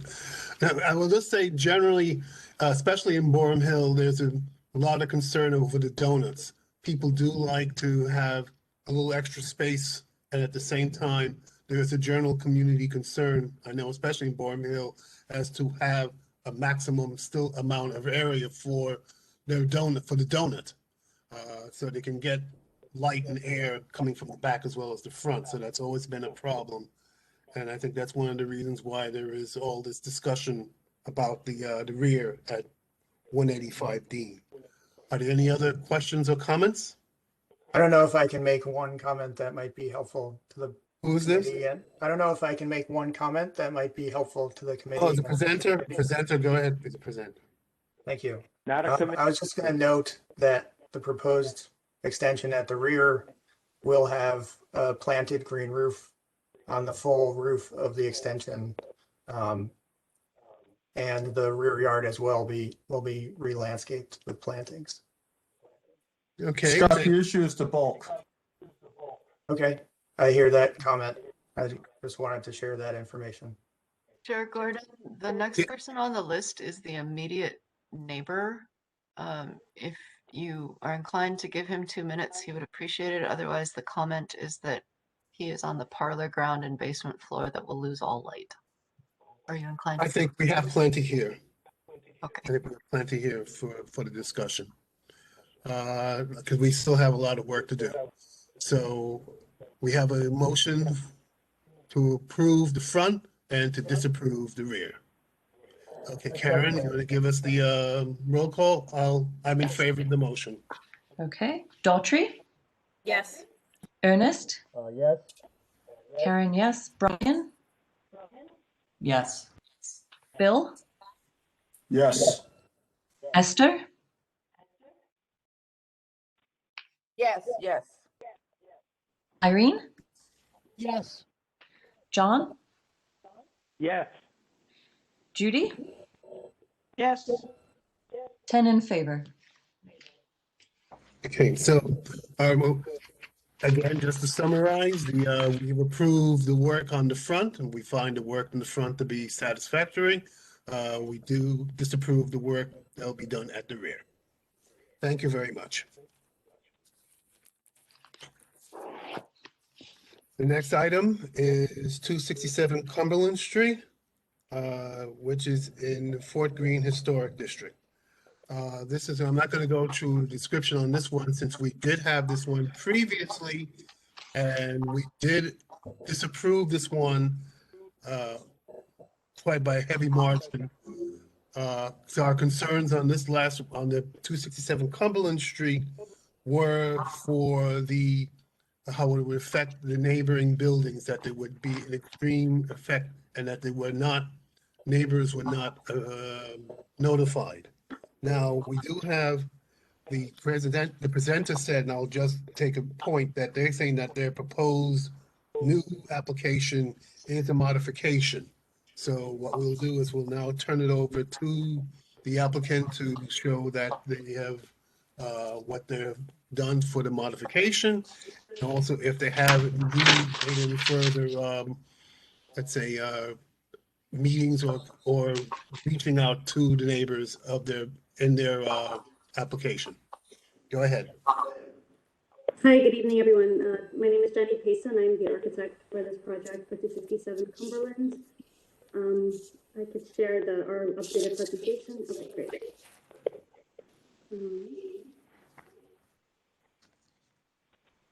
Okay. So I'm not going to go too far into the history of the building because, as you mentioned, we did present this last month. Essentially, this is the existing facade of 267 Cumberland. We will not, our project does not include any scope on the front facade. We have already updated and restored this portion of the building. Okay, so this is the block plan, and this shows the larger context of the building. And we did want to point out in this block plan that there are 3 other full height additions within our donut, and they're shown here in the dark blue annotation. This block plan also shows kind of the variability of the additions that are found within the block and the lack of continuity of massing that's seen in the interior of the donut, just for some context. And finally, give a better sense of the massing in our side of the block. You can see here the blue indicates the additions, and the average addition depth in this portion of the block is about 15 feet, 14.8 to be exact. So that is just for some context there. I'm not going to go into the rear facade. We basically discussed this last time. Nothing has changed. This is the adjacent building, just to give you kind of a fresh look at it again on our north side. Our neighbor on our north side, 265 Cumberland, and basically it's kind of showing it's a more modern building. And then on our south side there you see 269 Cumberland, which is currently set back from our facade. This is an accessory structure located in the rear yard of the building across the street. So that's kind of just for context. Okay. That's a home. That's a home. Someone lives there. That's a home. Yeah, not accessory structure. Okay, thank you for that.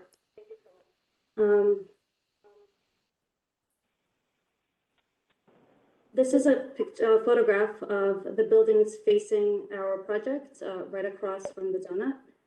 And this is to show context of the inside of the block and to kind of bring to your attention the different styles of architecture that are present in this block.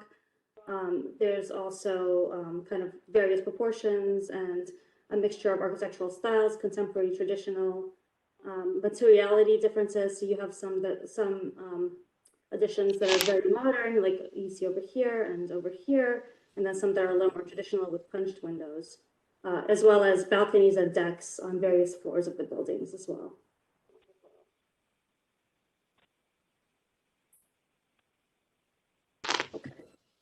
So I'm going to jump ahead to the proposed addition and what we have changed since the last time.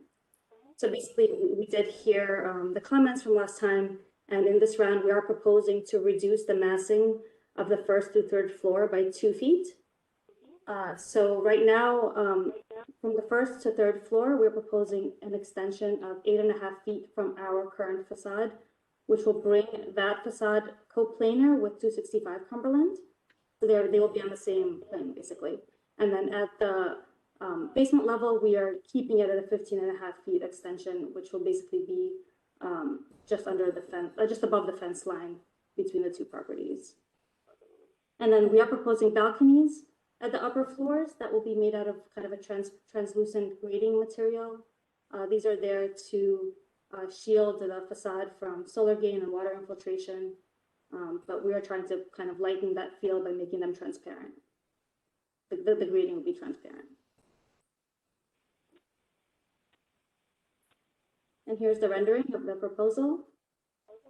So we are kind of trying to take some cues from the facades across the street, bringing in the stucco, wood materials, and some black metal that's also seen across the street to kind of tie that in.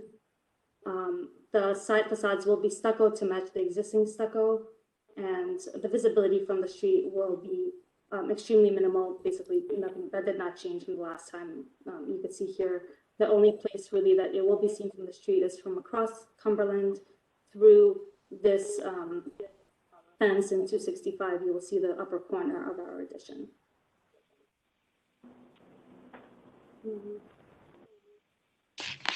That basically encompasses the revisions. I don't know if I can go into more detail, but for time, I guess I could stop there. Okay, thank you. Or at least your clients were able to make any further contact or speaking with people who are next door, the next door people? Yes, we spoke with both of our next door neighbors. We sent out the revised presentation and we discussed it further with them. Okay, Ongoing, yeah. okay.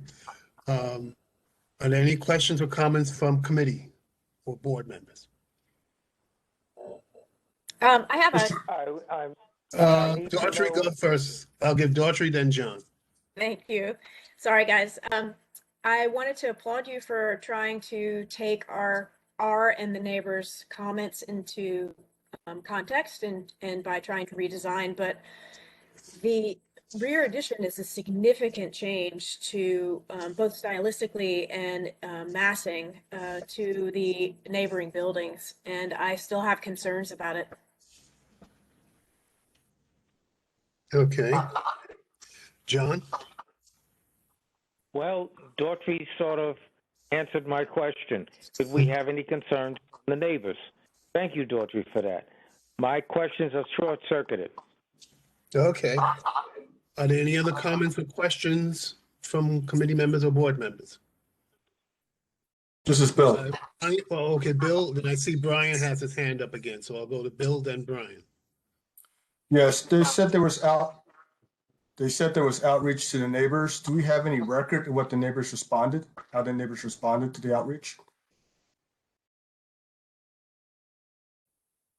Online, waiting to speak.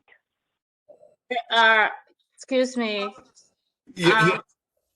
This is to the board office. This is to the board office. Yeah. Thank you. There are 2 letters that we received in opposition. One speaks more to concerns during construction, while the other does indicate concern regarding the view from the street. And we do have proof of outreach from architect. But no response from the neighbors. Okay, one at a time. I'm sorry, Bill. Virtual sort of kills some of the cues.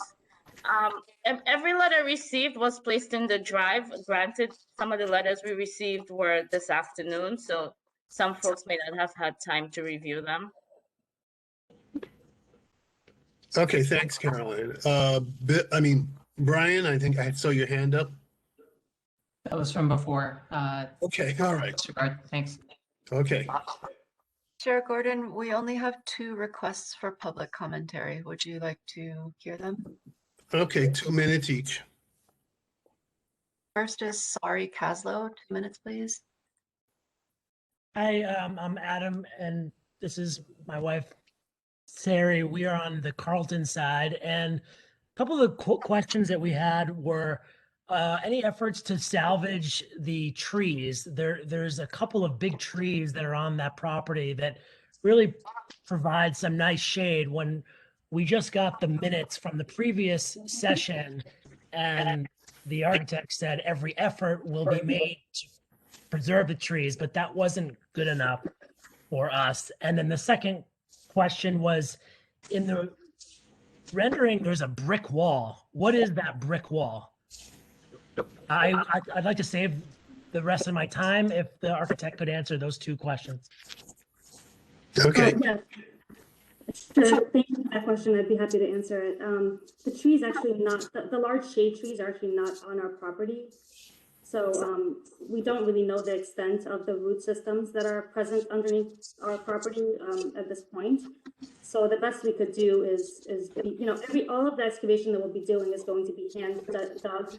There won't be any heavy machinery or anything like that on the site. So we will be as sensitive as possible, obviously, to that tree. Our client, nobody wants to get rid of that tree, but it's not on our property, so we don't have full control. And to answer your question about the brick wall, that is the wall of that residence.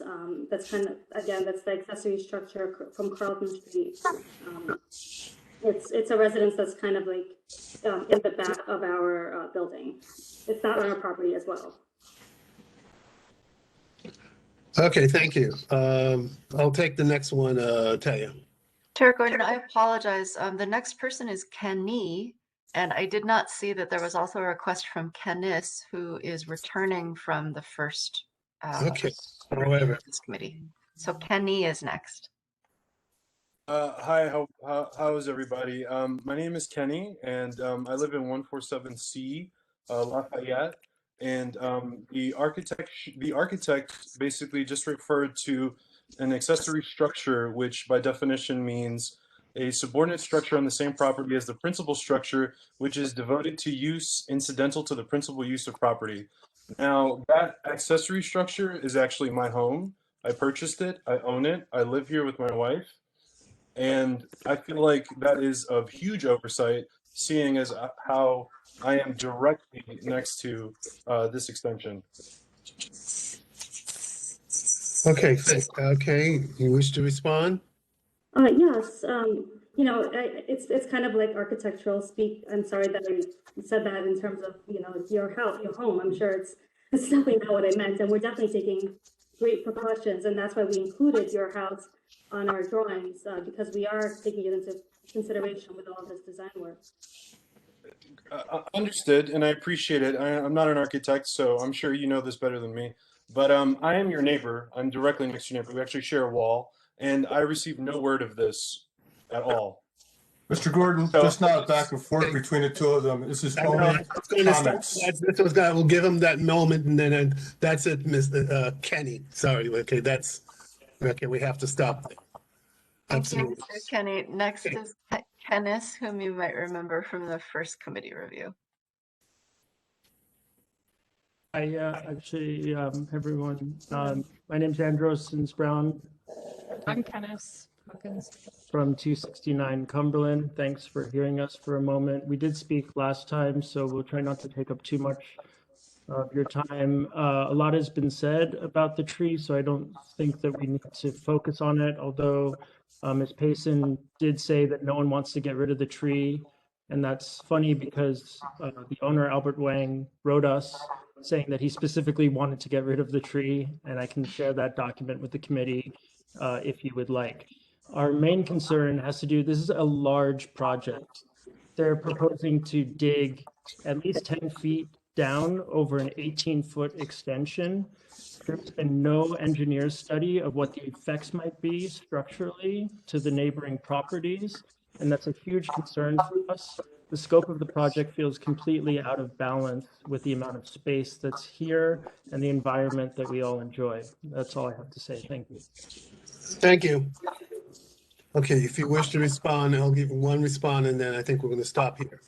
Sure. On the point of the tree, our owner did, you're right, our owner did say that they are a little bit nervous about the extent of how much the branches extend over his property, and because it does shade a lot of his garden, it also poses a threat with potential branch falling onto his tenants and to himself as well. So that was his concern that he raised. He didn't say he wants to kill the tree at all.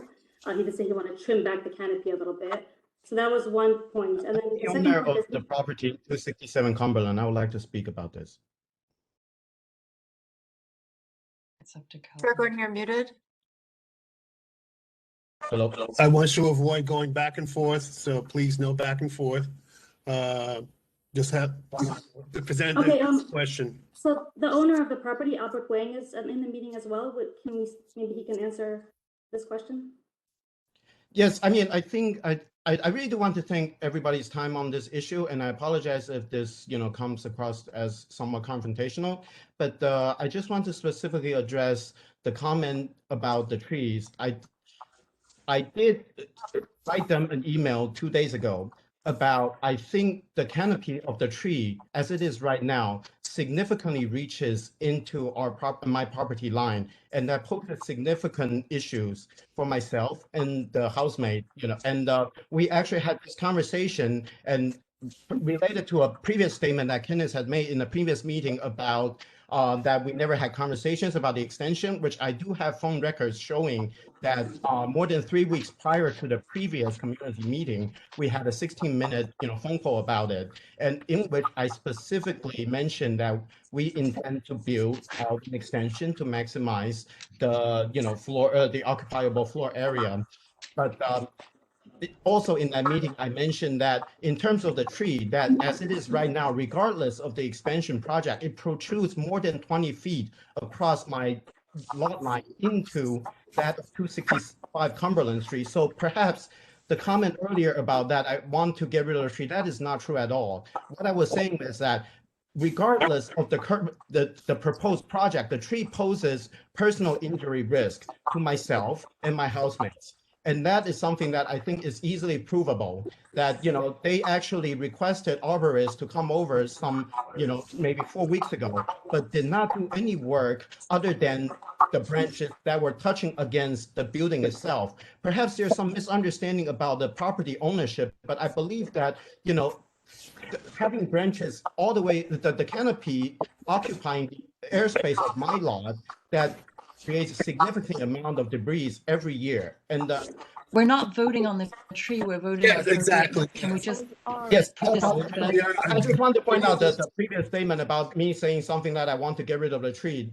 I think. Yes, no, we understand that, but we're voting on the massing of the extension essentially. That's Okay. correct. All right. In fact, now I want to stop that further discussion on this. I'm looking for a motion. Committee members or board members regarding this. I'm sorry, this is 265 Cumberland Street. I've been trying to get your attention. So we have an alleyway that we share with Albert Wang, and our concern is twofold. One, damage to our structure as work is being performed, and the other severe challenge is digging down where they may not be underpinning, and we're concerned about our structure shifting. So I was hoping I can get that addressed. All right. Well, right now, all I can say is right now we're trying to take everything into consideration. I think we have enough. The committee has enough information. That's why I'm asking for a motion at this time regarding the committee members regarding this matter. Do I have a motion to disapprove? Mr. Gordon Ernest's, Mr. Augustus' mic is not very good tonight, but he is trying to speak. Mr. Augustus, here it is. can you slow down a bit? Can you hear me? Yes. Barely. Okay. I just have a question in terms of how far they're going to dig, and is there a party wall agreement if it's going to compromise their foundation? Is there a party wall agreement? So I can answer that. We don't actually have a party wall. It's two walls adjacent to each other. And above and beyond that, we actually moved our foundations away from the property line by 10 inches, specifically to avoid having to touch the neighbor's lot. So we did take that into account, and we did hire a professional engineering company, Tectonic Engineering, and they're performing all of the structural calculations and all of the monitoring and the crack monitoring and the underpinning design. All of that is being done and will be shared with the neighbors. Yeah. Okay, thank you. All right. I have a motion to. Was that Karen? That you made the motion? Oh, okay. Hello. Yes. Hello. I keep trying to enter the conversation. My name is Cynthia Pond, and okay, Madam, we're going to take. We're going to take. Okay, we're going to take a committee is voting. We're moving on to. I think we have enough information right now for a vote. Ms. Johnson has made a motion to disapprove, and I will second the motion. Now, these are for the committee members or board members to speak. Committee, any further comments or questions from board, committee, and board members? Ms. Stanton, I'm nervous to call on you because I don't know if that's an old hand or not. Okay, it is a new hand. Okay. I just heard the architect say that they were purposely moving a certain number of feet from the property line, but I was wanting the members of the committee as well as the public to know that there is a building code provision that provides for adjacent property owners to hire engineers at the expense of the applicant who's doing the digging. It's in the building code, and it's also been. We know that. We you have know that. Okay. Okay, we don't want to go back and forth. No back and forth. This is for the committee or board members only. Please. know that their property owners adjacent are entitled to hire engineers, not at their expense, but at the expense of the person who's doing the digging. Okay, thank you, Judy.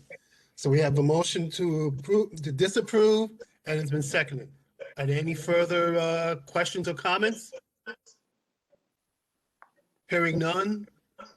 Karen, I will say yes for the motion.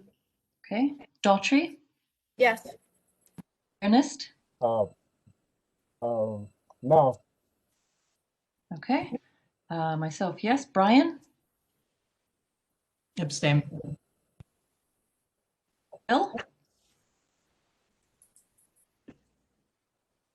Bill? I'll vote yes. Esther? Yes. Irene? Yes. Okay. John? Yes. And Judy? Yes. And I So we also have see 1, 2, Elizabeth 3, 4, Ginsburg 5. is, I keep popping, I see you. Elizabeth, are you there? She's a committee member. I see her name popping up and then disappearing. I guess not. All right. So we have 811. Motion carried. 811. Okay, motion carries. It's disapproved. The application is disapproved. So that's for all people who are interested in 267 Fuller Street. We disapprove the revised application. The next applicant is 279 Lafayette Avenue. It's in the Clinton Hill Historic District. This is also the Emmanuel Baptist Church. And this is they're coming back regarding the, I guess I'm going to call it the bulletin board, but it's the front board which announces the, events and things. The proposal was to put up a lit LED lights. Our concerns at the time, we did not vote on it, if I recall correctly, and if I'm wrong, somebody correct me. We did not vote on it because we wanted to give them an opportunity to show that the lights would not affect people on the street or at least going into the residences across the street on Lafayette Avenue. And that's where we were the last time, if I'm correct. If I'm wrong, please somebody correct me. But that was our biggest concern, were the lights from the proposed announcement bulletin board in front of the church. So go ahead, who to present, or applicant can, please go ahead. Hi, how are you this evening? So last time we were here, I presented, and you guys had asked to see some renderings. So I actually do have a rendering of what the displays will look like if I can have control to show you the actual rendering. Okay, I guess, Taya, can you do your magic? Okay, so this would be it.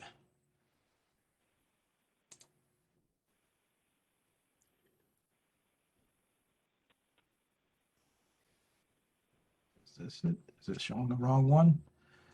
I'm sorry, I think it might be showing the wrong screen. But that's the corner of the church. Mr. Macbeth, this is the corner at night. This is the visual you sent us. Okay.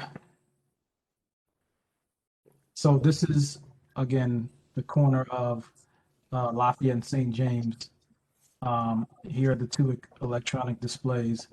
So these displays would be turned off in the evening at approximately about 9:30 p.m. They would go blank until 7 a.m. So there would be no content in the evenings after 9:30 p.m. on the screens. Would it be an automatic timer or is it manual?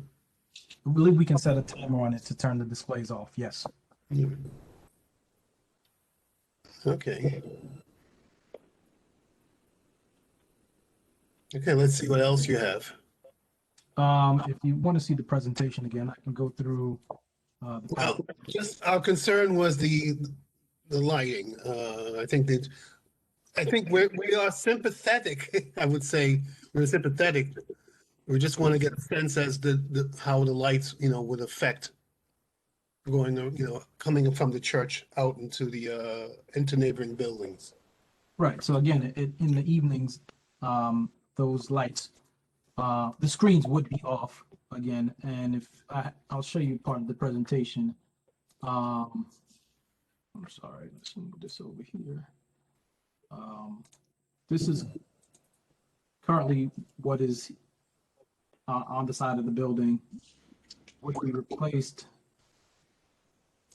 with this. This is how it would look in the daytime, along with the dimensions.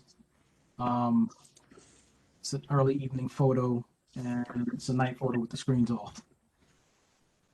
Mr. Gordon, may I make a motion? Yes, Bill. Thank you, sir. I make a motion that to accept the presentation with the addendum that he mentioned he would have a timer set. I'll second it. Second. Okay, Karen can pick any one of us. All right. So it'll be a timer. The screen will go off from 9:30 p.m. to 7 a.m. I guess it'll affect even in daylight savings and whatever it is, or Eastern Standard Time. Do we have any other questions or comments? If not, I hear none. So Karen, you want to give us the roll? I will approve. I will vote yes. Daughtry? Yes. Ernest? Yes. Yeah, I'm trying to talk, Mr. Gordon. Yes, John. Yes, I somehow got muted. We were going to, as I recall, get a sense from the neighbors. There was going to be some kind of thing to let the neighbors see how light it would be. Mr. Dew, we're currently voting. Okay, time for discussion is over. No, we're in discussion, actually. No, we're voting. We're already voting. No, We're we're in voting. discussion. We're voting. The motion on the floor, we're in discussion. I haven't asked any questions yet. We're already voting, John. We vote. We are We're to the vote. discussion. The motion is on the floor. I already am have asking three. a question. I asked if there were any further comments. I didn't hear anything. And we've moved And on I to said, vote. hear from the neighbors. I didn't hear any discussion of the neighbors. That's why we postponed it. John, just ask Tish James. That's our church. She lives across the street. What is it, Ernest? I told John just to ask Tish James. She lives across the street. I don't think we have any neighbors to speak on this. I don't So have. if we don't have any objection, and we're assuming that the church did its due diligence in checking with the neighbors that there won't be an issue with that, and they're going to put the timer on so that it's not going to be on at night, then we're settled. Continue with the vote. Did I vote yes? What is your vote, Mr. Dew? I have three I'm voting yeses. yes, but I wouldn't dare vote down anything on a church. Okay. Thank you. Go ahead, Karen. Yes. Brian? Yes. Okay. Bill? Sorry, yes. Esther? Yes. Irene? Yes. And Judy? Yes. All right. 10 in favor. 10-0-0. Okay. Well, you got it finally after all this time. So what are the next steps in terms of, I know it goes back to landmarks. We will, okay, I'll have to make, I'll give the report to our executive committee. The executive committee will then forward it and we'll forward it through the board office, through Miss Church, Carol. Miss Church will help the church. I had to get that one in. I had to get that. I couldn't let that one go. And we'll carry it, and they will forward it on to the Landmarks Preservation Commission. Am I correct? Yeah, okay, I'm correct. All right, thank you. Thank you. All right, next, we have the March minutes. Are there any objections to the entry of the March minutes? Again, Karen Johnson, thank you. Really, you had a heavy load, and we still have a heavy load, and I thank you very much. Hearing no objections, the March minutes are entered. If there are any problems, I guess you can let Karen know if there were any questions or problems. Next is Chair's report. Just to let you know, we still have another meeting coming up. I believe it's the 29th of April. That's the date. That's the meeting is going to be given with, or really given. The presentation is coming from Speaker Corey Johnson's office concerning the planning together. And I believe it's the 29th of April. Am I correct? Okay, I'm correct. Okay, yes. Also, what's upcoming, although we don't have a date yet, is the matter of the Gowanus zoning. Now, again, and Caroline and I have had several discussions about this. Gowanus is mostly going to be at Community Board 6. Most of the Gowanus are what the parts of Gowanus that they would consider would really be in Boerum Hill for a few blocks. And most of that's really already developed, but we're still going to be having some kind of meeting coming up on that in future. So just to give you a heads up on that.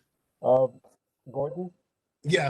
I'm going to have to bail out, but on the 29th, with this Corey Johnson planning together, can you also put on the agenda the intro 2127A law that was passed for making these open restaurants permanent, because they're similar in focus. So they both sort of impact actually the community board in terms of circumventing the community board. So that planning together from Corey Johnson and this intro 2127. I don't know if I'm just saying now off the top of my head. Yeah, sorry, sorry, Ernest. Off the top of my head, I don't know if the restaurant matter would be something that we would do, or is something that would go to one of our other committees. No, it's a land use issue. It affects land use. Both of them affects zoning and land use. May I intervene here? Yes, please, Carol. Yeah, Ernie. We can discuss that topic at another meeting, but this meeting is a special session called only for this matter. Yeah. So no, I don't want to. There's things that I'm quite sure that this committee has not read the law 2127A. You have no idea. This is information that is crucial to land use. It addressed zoning and how the land use and how the community board is going to operate. Now, I asked you, did anybody notify you about this open street? And you said to me, no. And because it has totally circumvented the community board. Okay, here's my suggestion, Ernest. Here's my suggestion. Put everything that you said about 2127 in an email. Send it to me, Irene, Karen, and Caroline, and Lenny, and they'll tell us what to do, and where in setting the agenda it should go in. I think that's the best way, and that would be the best way.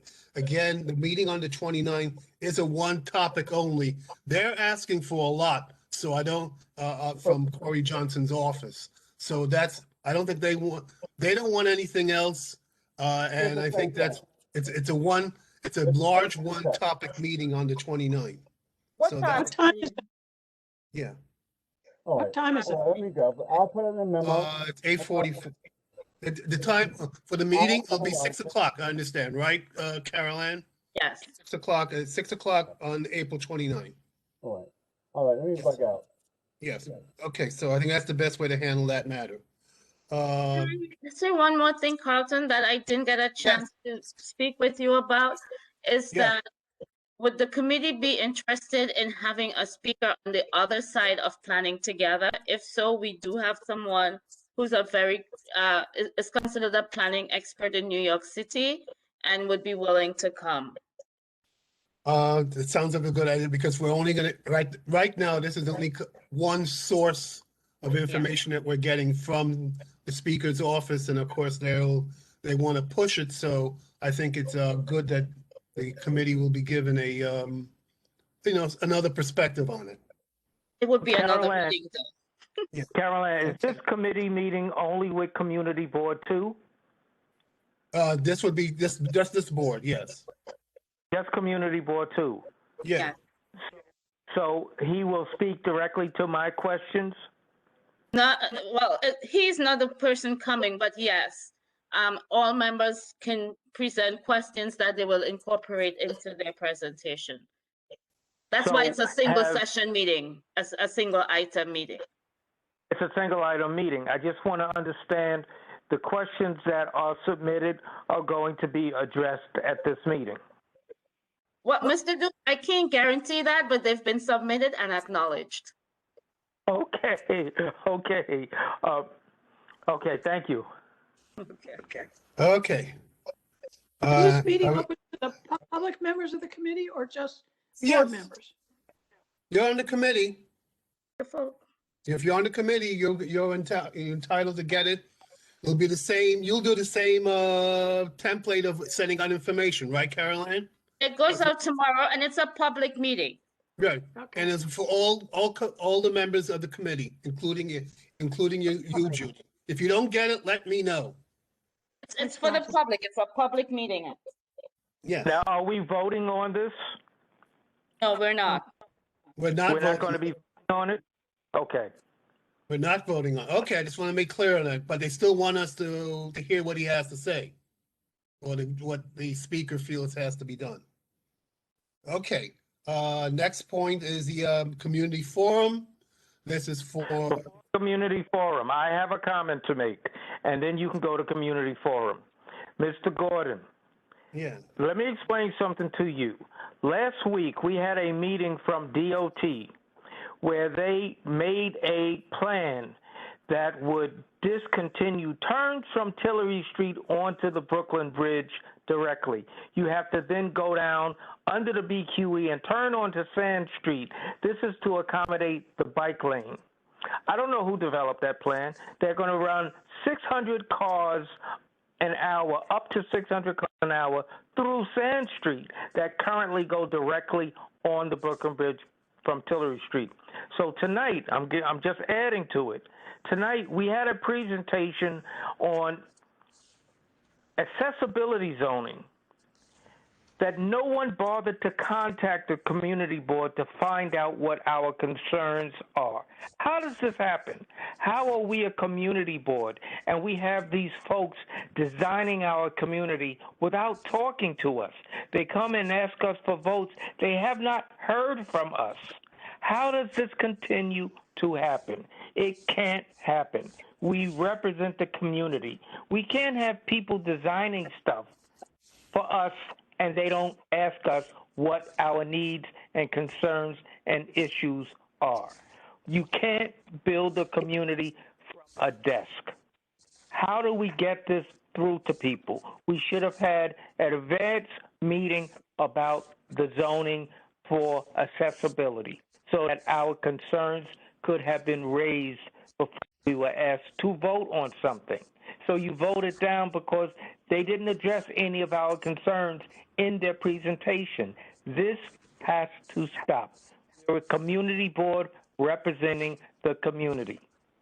Folks coming to us need to ask us in advance of preparing a plan for us. That's Very enough well. for one night. Okay. Mr. Gordon, I think what happened with that is that when Transportation Committee decided, they voted yes to have the bike lanes on the Brooklyn Bridge. So everybody agrees on that. No, they didn't come back and say, we're going to stop cars for turning on Tillery. So that's not part, that wasn't part of the original plan. Now you're running all the cars through Sand Street near the Farragut project. It's not right. It's not right to that neighborhood. You know, we want to make one side of our community happy while everybody else don't have a say and just want to be unhappy. This is the problem. That's what the problem is with the community, with the safe streets that Ernest was trying to build up. You got community partners who we don't know who they are making decisions on what streets are closed. And nobody else in the community knows about it or can say anything about it. You know, it's disgusting. Understood. Thank you. I just want to give the non-board, non-committee members a chance, if there are any of them.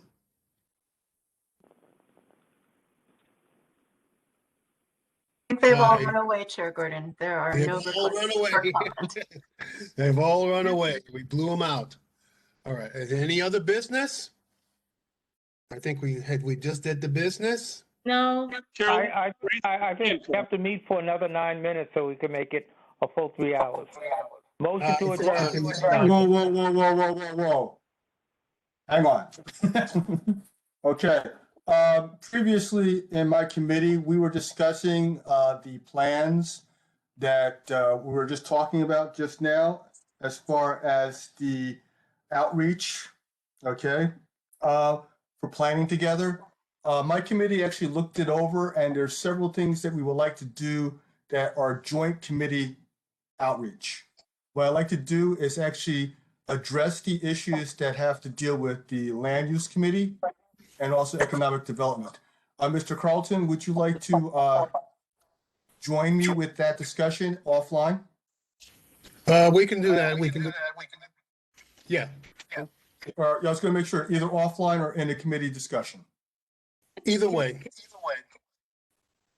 Okay. Excuse me, Mr. Bernard. Yes, Caroline, go ahead. Since the speaker's office is taking questions ahead of the presentation, feel free to forward me any questions you may have regarding the planning together. And Caroline, can you share the conglomeration of questions with the entire committee? Even what you have just to date, and whatever comes in afterwards gets shared or not. But whatever you have to date, so we can begin to digest and form how we're going to speak about these different issues. I'll add it to the ever-growing to-do list. All right. Are there any other topics? Yes, if no one has anything, I'd like to talk a little bit about our community outreach that we're requiring from applicants. I think anyone who's doing any type of construction in a row house should speak to their neighbors. However, as the land use committee approving or recommending certificates of appropriateness, we have specific guidelines that should follow that which is required of LPC, because that is all that LPC really will consider. I sent out the charter, the administrative code regarding the approval of certificates. I don't know if everyone had a chance to read it.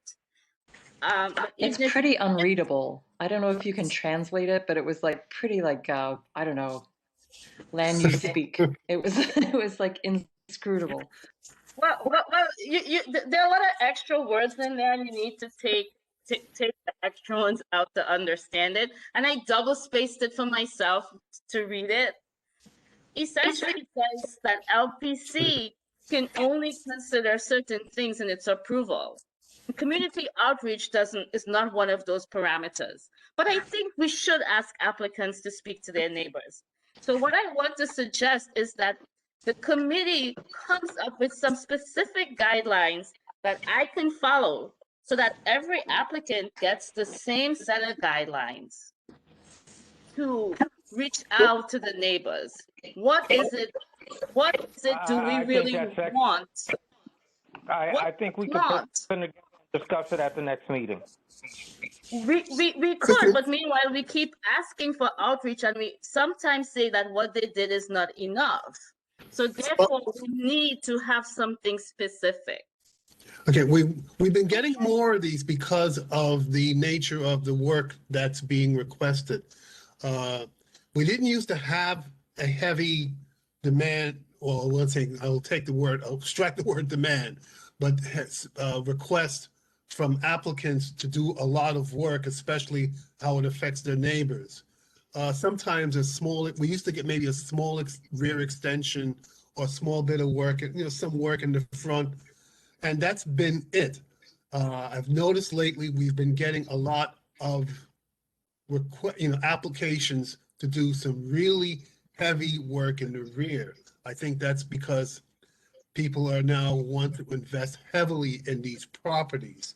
This is a new thing. So what we can do is, if it appears from the application that there's going to be substantive construction that's going to affect, especially in the row houses, in these in historic districts, that's going to affect the neighboring houses, that this work is so substantive, we should ask that they make a concerted effort to contact the neighbors and to inform them of the work and to get their, let's say, opinion, or at least their idea.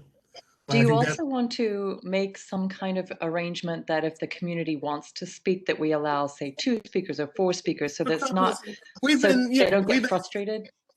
Yeah, we've been allowing, I've been allowing a couple of people and I've noticed that people have been coming forward to ask for a couple of minutes. What we cannot do is to say, well, this one doesn't like it, therefore we're going to vote against it, or to let the neighbor veto on it. We have to still make our own decisions, but we can take the what the neighbor's concerns into consideration. Sometimes it's something that we really should be concerned about. Sometimes it's not really there and we can live with it. And I think that's what it feels like. Can I say something? Yeah, go ahead, Karen. No, it's Esther. Can I say something? Yeah. We finish Karen and then Esther. Okay. Go ahead, Esther. Sorry. I thought DOB changed their regulations and that you have to inform neighbors of anything you do. Let me give you an example. My next door neighbor was putting solar panels on his roof. And they sent me a letter to let me know that they are doing work on the roof that didn't affect me at all. And so I think the Department of Building changed their rules about letting people know about what they're doing next door. So we should ask it of anything that comes before us. We should ask them, did they contact their neighbors? In my opinion. Yes, let's do it one, at a time. We'll look at each one. Okay. Mr. Gordon? Looking at each one. I'm sorry. Okay. Mr. Gordon, we've actually have twice put together criteria for applicants to follow before they do presentations here. Okay, I actually found one of those criterias that was actually written into our minutes. We're not following them. Okay, we drift away from them. From as far as bringing materials into us to tell us what kind of paint they're going to use, what type of stone they were going to use, okay, whether or not they did contact their immediate neighbors. We already have that. Yeah, we're just not following it. Well, we're going to try to do the best we can do on this. What I can do is I'll send it into the board what we actually did. Okay. Okay, so the board office actually has it. Okay. Archie, did you have something? No. All right. Excuse me. Can I speak? It's Irene. Irene, yes, Irene. Yeah. And I just wanted to say, following up on what Carol Ann was saying, we may, and I think it's desirable that we want to hear from the neighbors on these projects, but understand that is not a basis to give LPC for a refusal, because that's not anything they're going to consider at the LPC. So we still have to make recommendations on the merits from an historic view of the project, even if we're denying it for lack of neighbor response. Absolutely. So we Absolutely. don't deny lack of neighbor response. We deny for neighbor response. That's true, but LPC doesn't care about that. Right. Well, we've denied for No, but- massing or for The community board, inappropriateness. we have an obligation to the community, and we're taking that obligation seriously.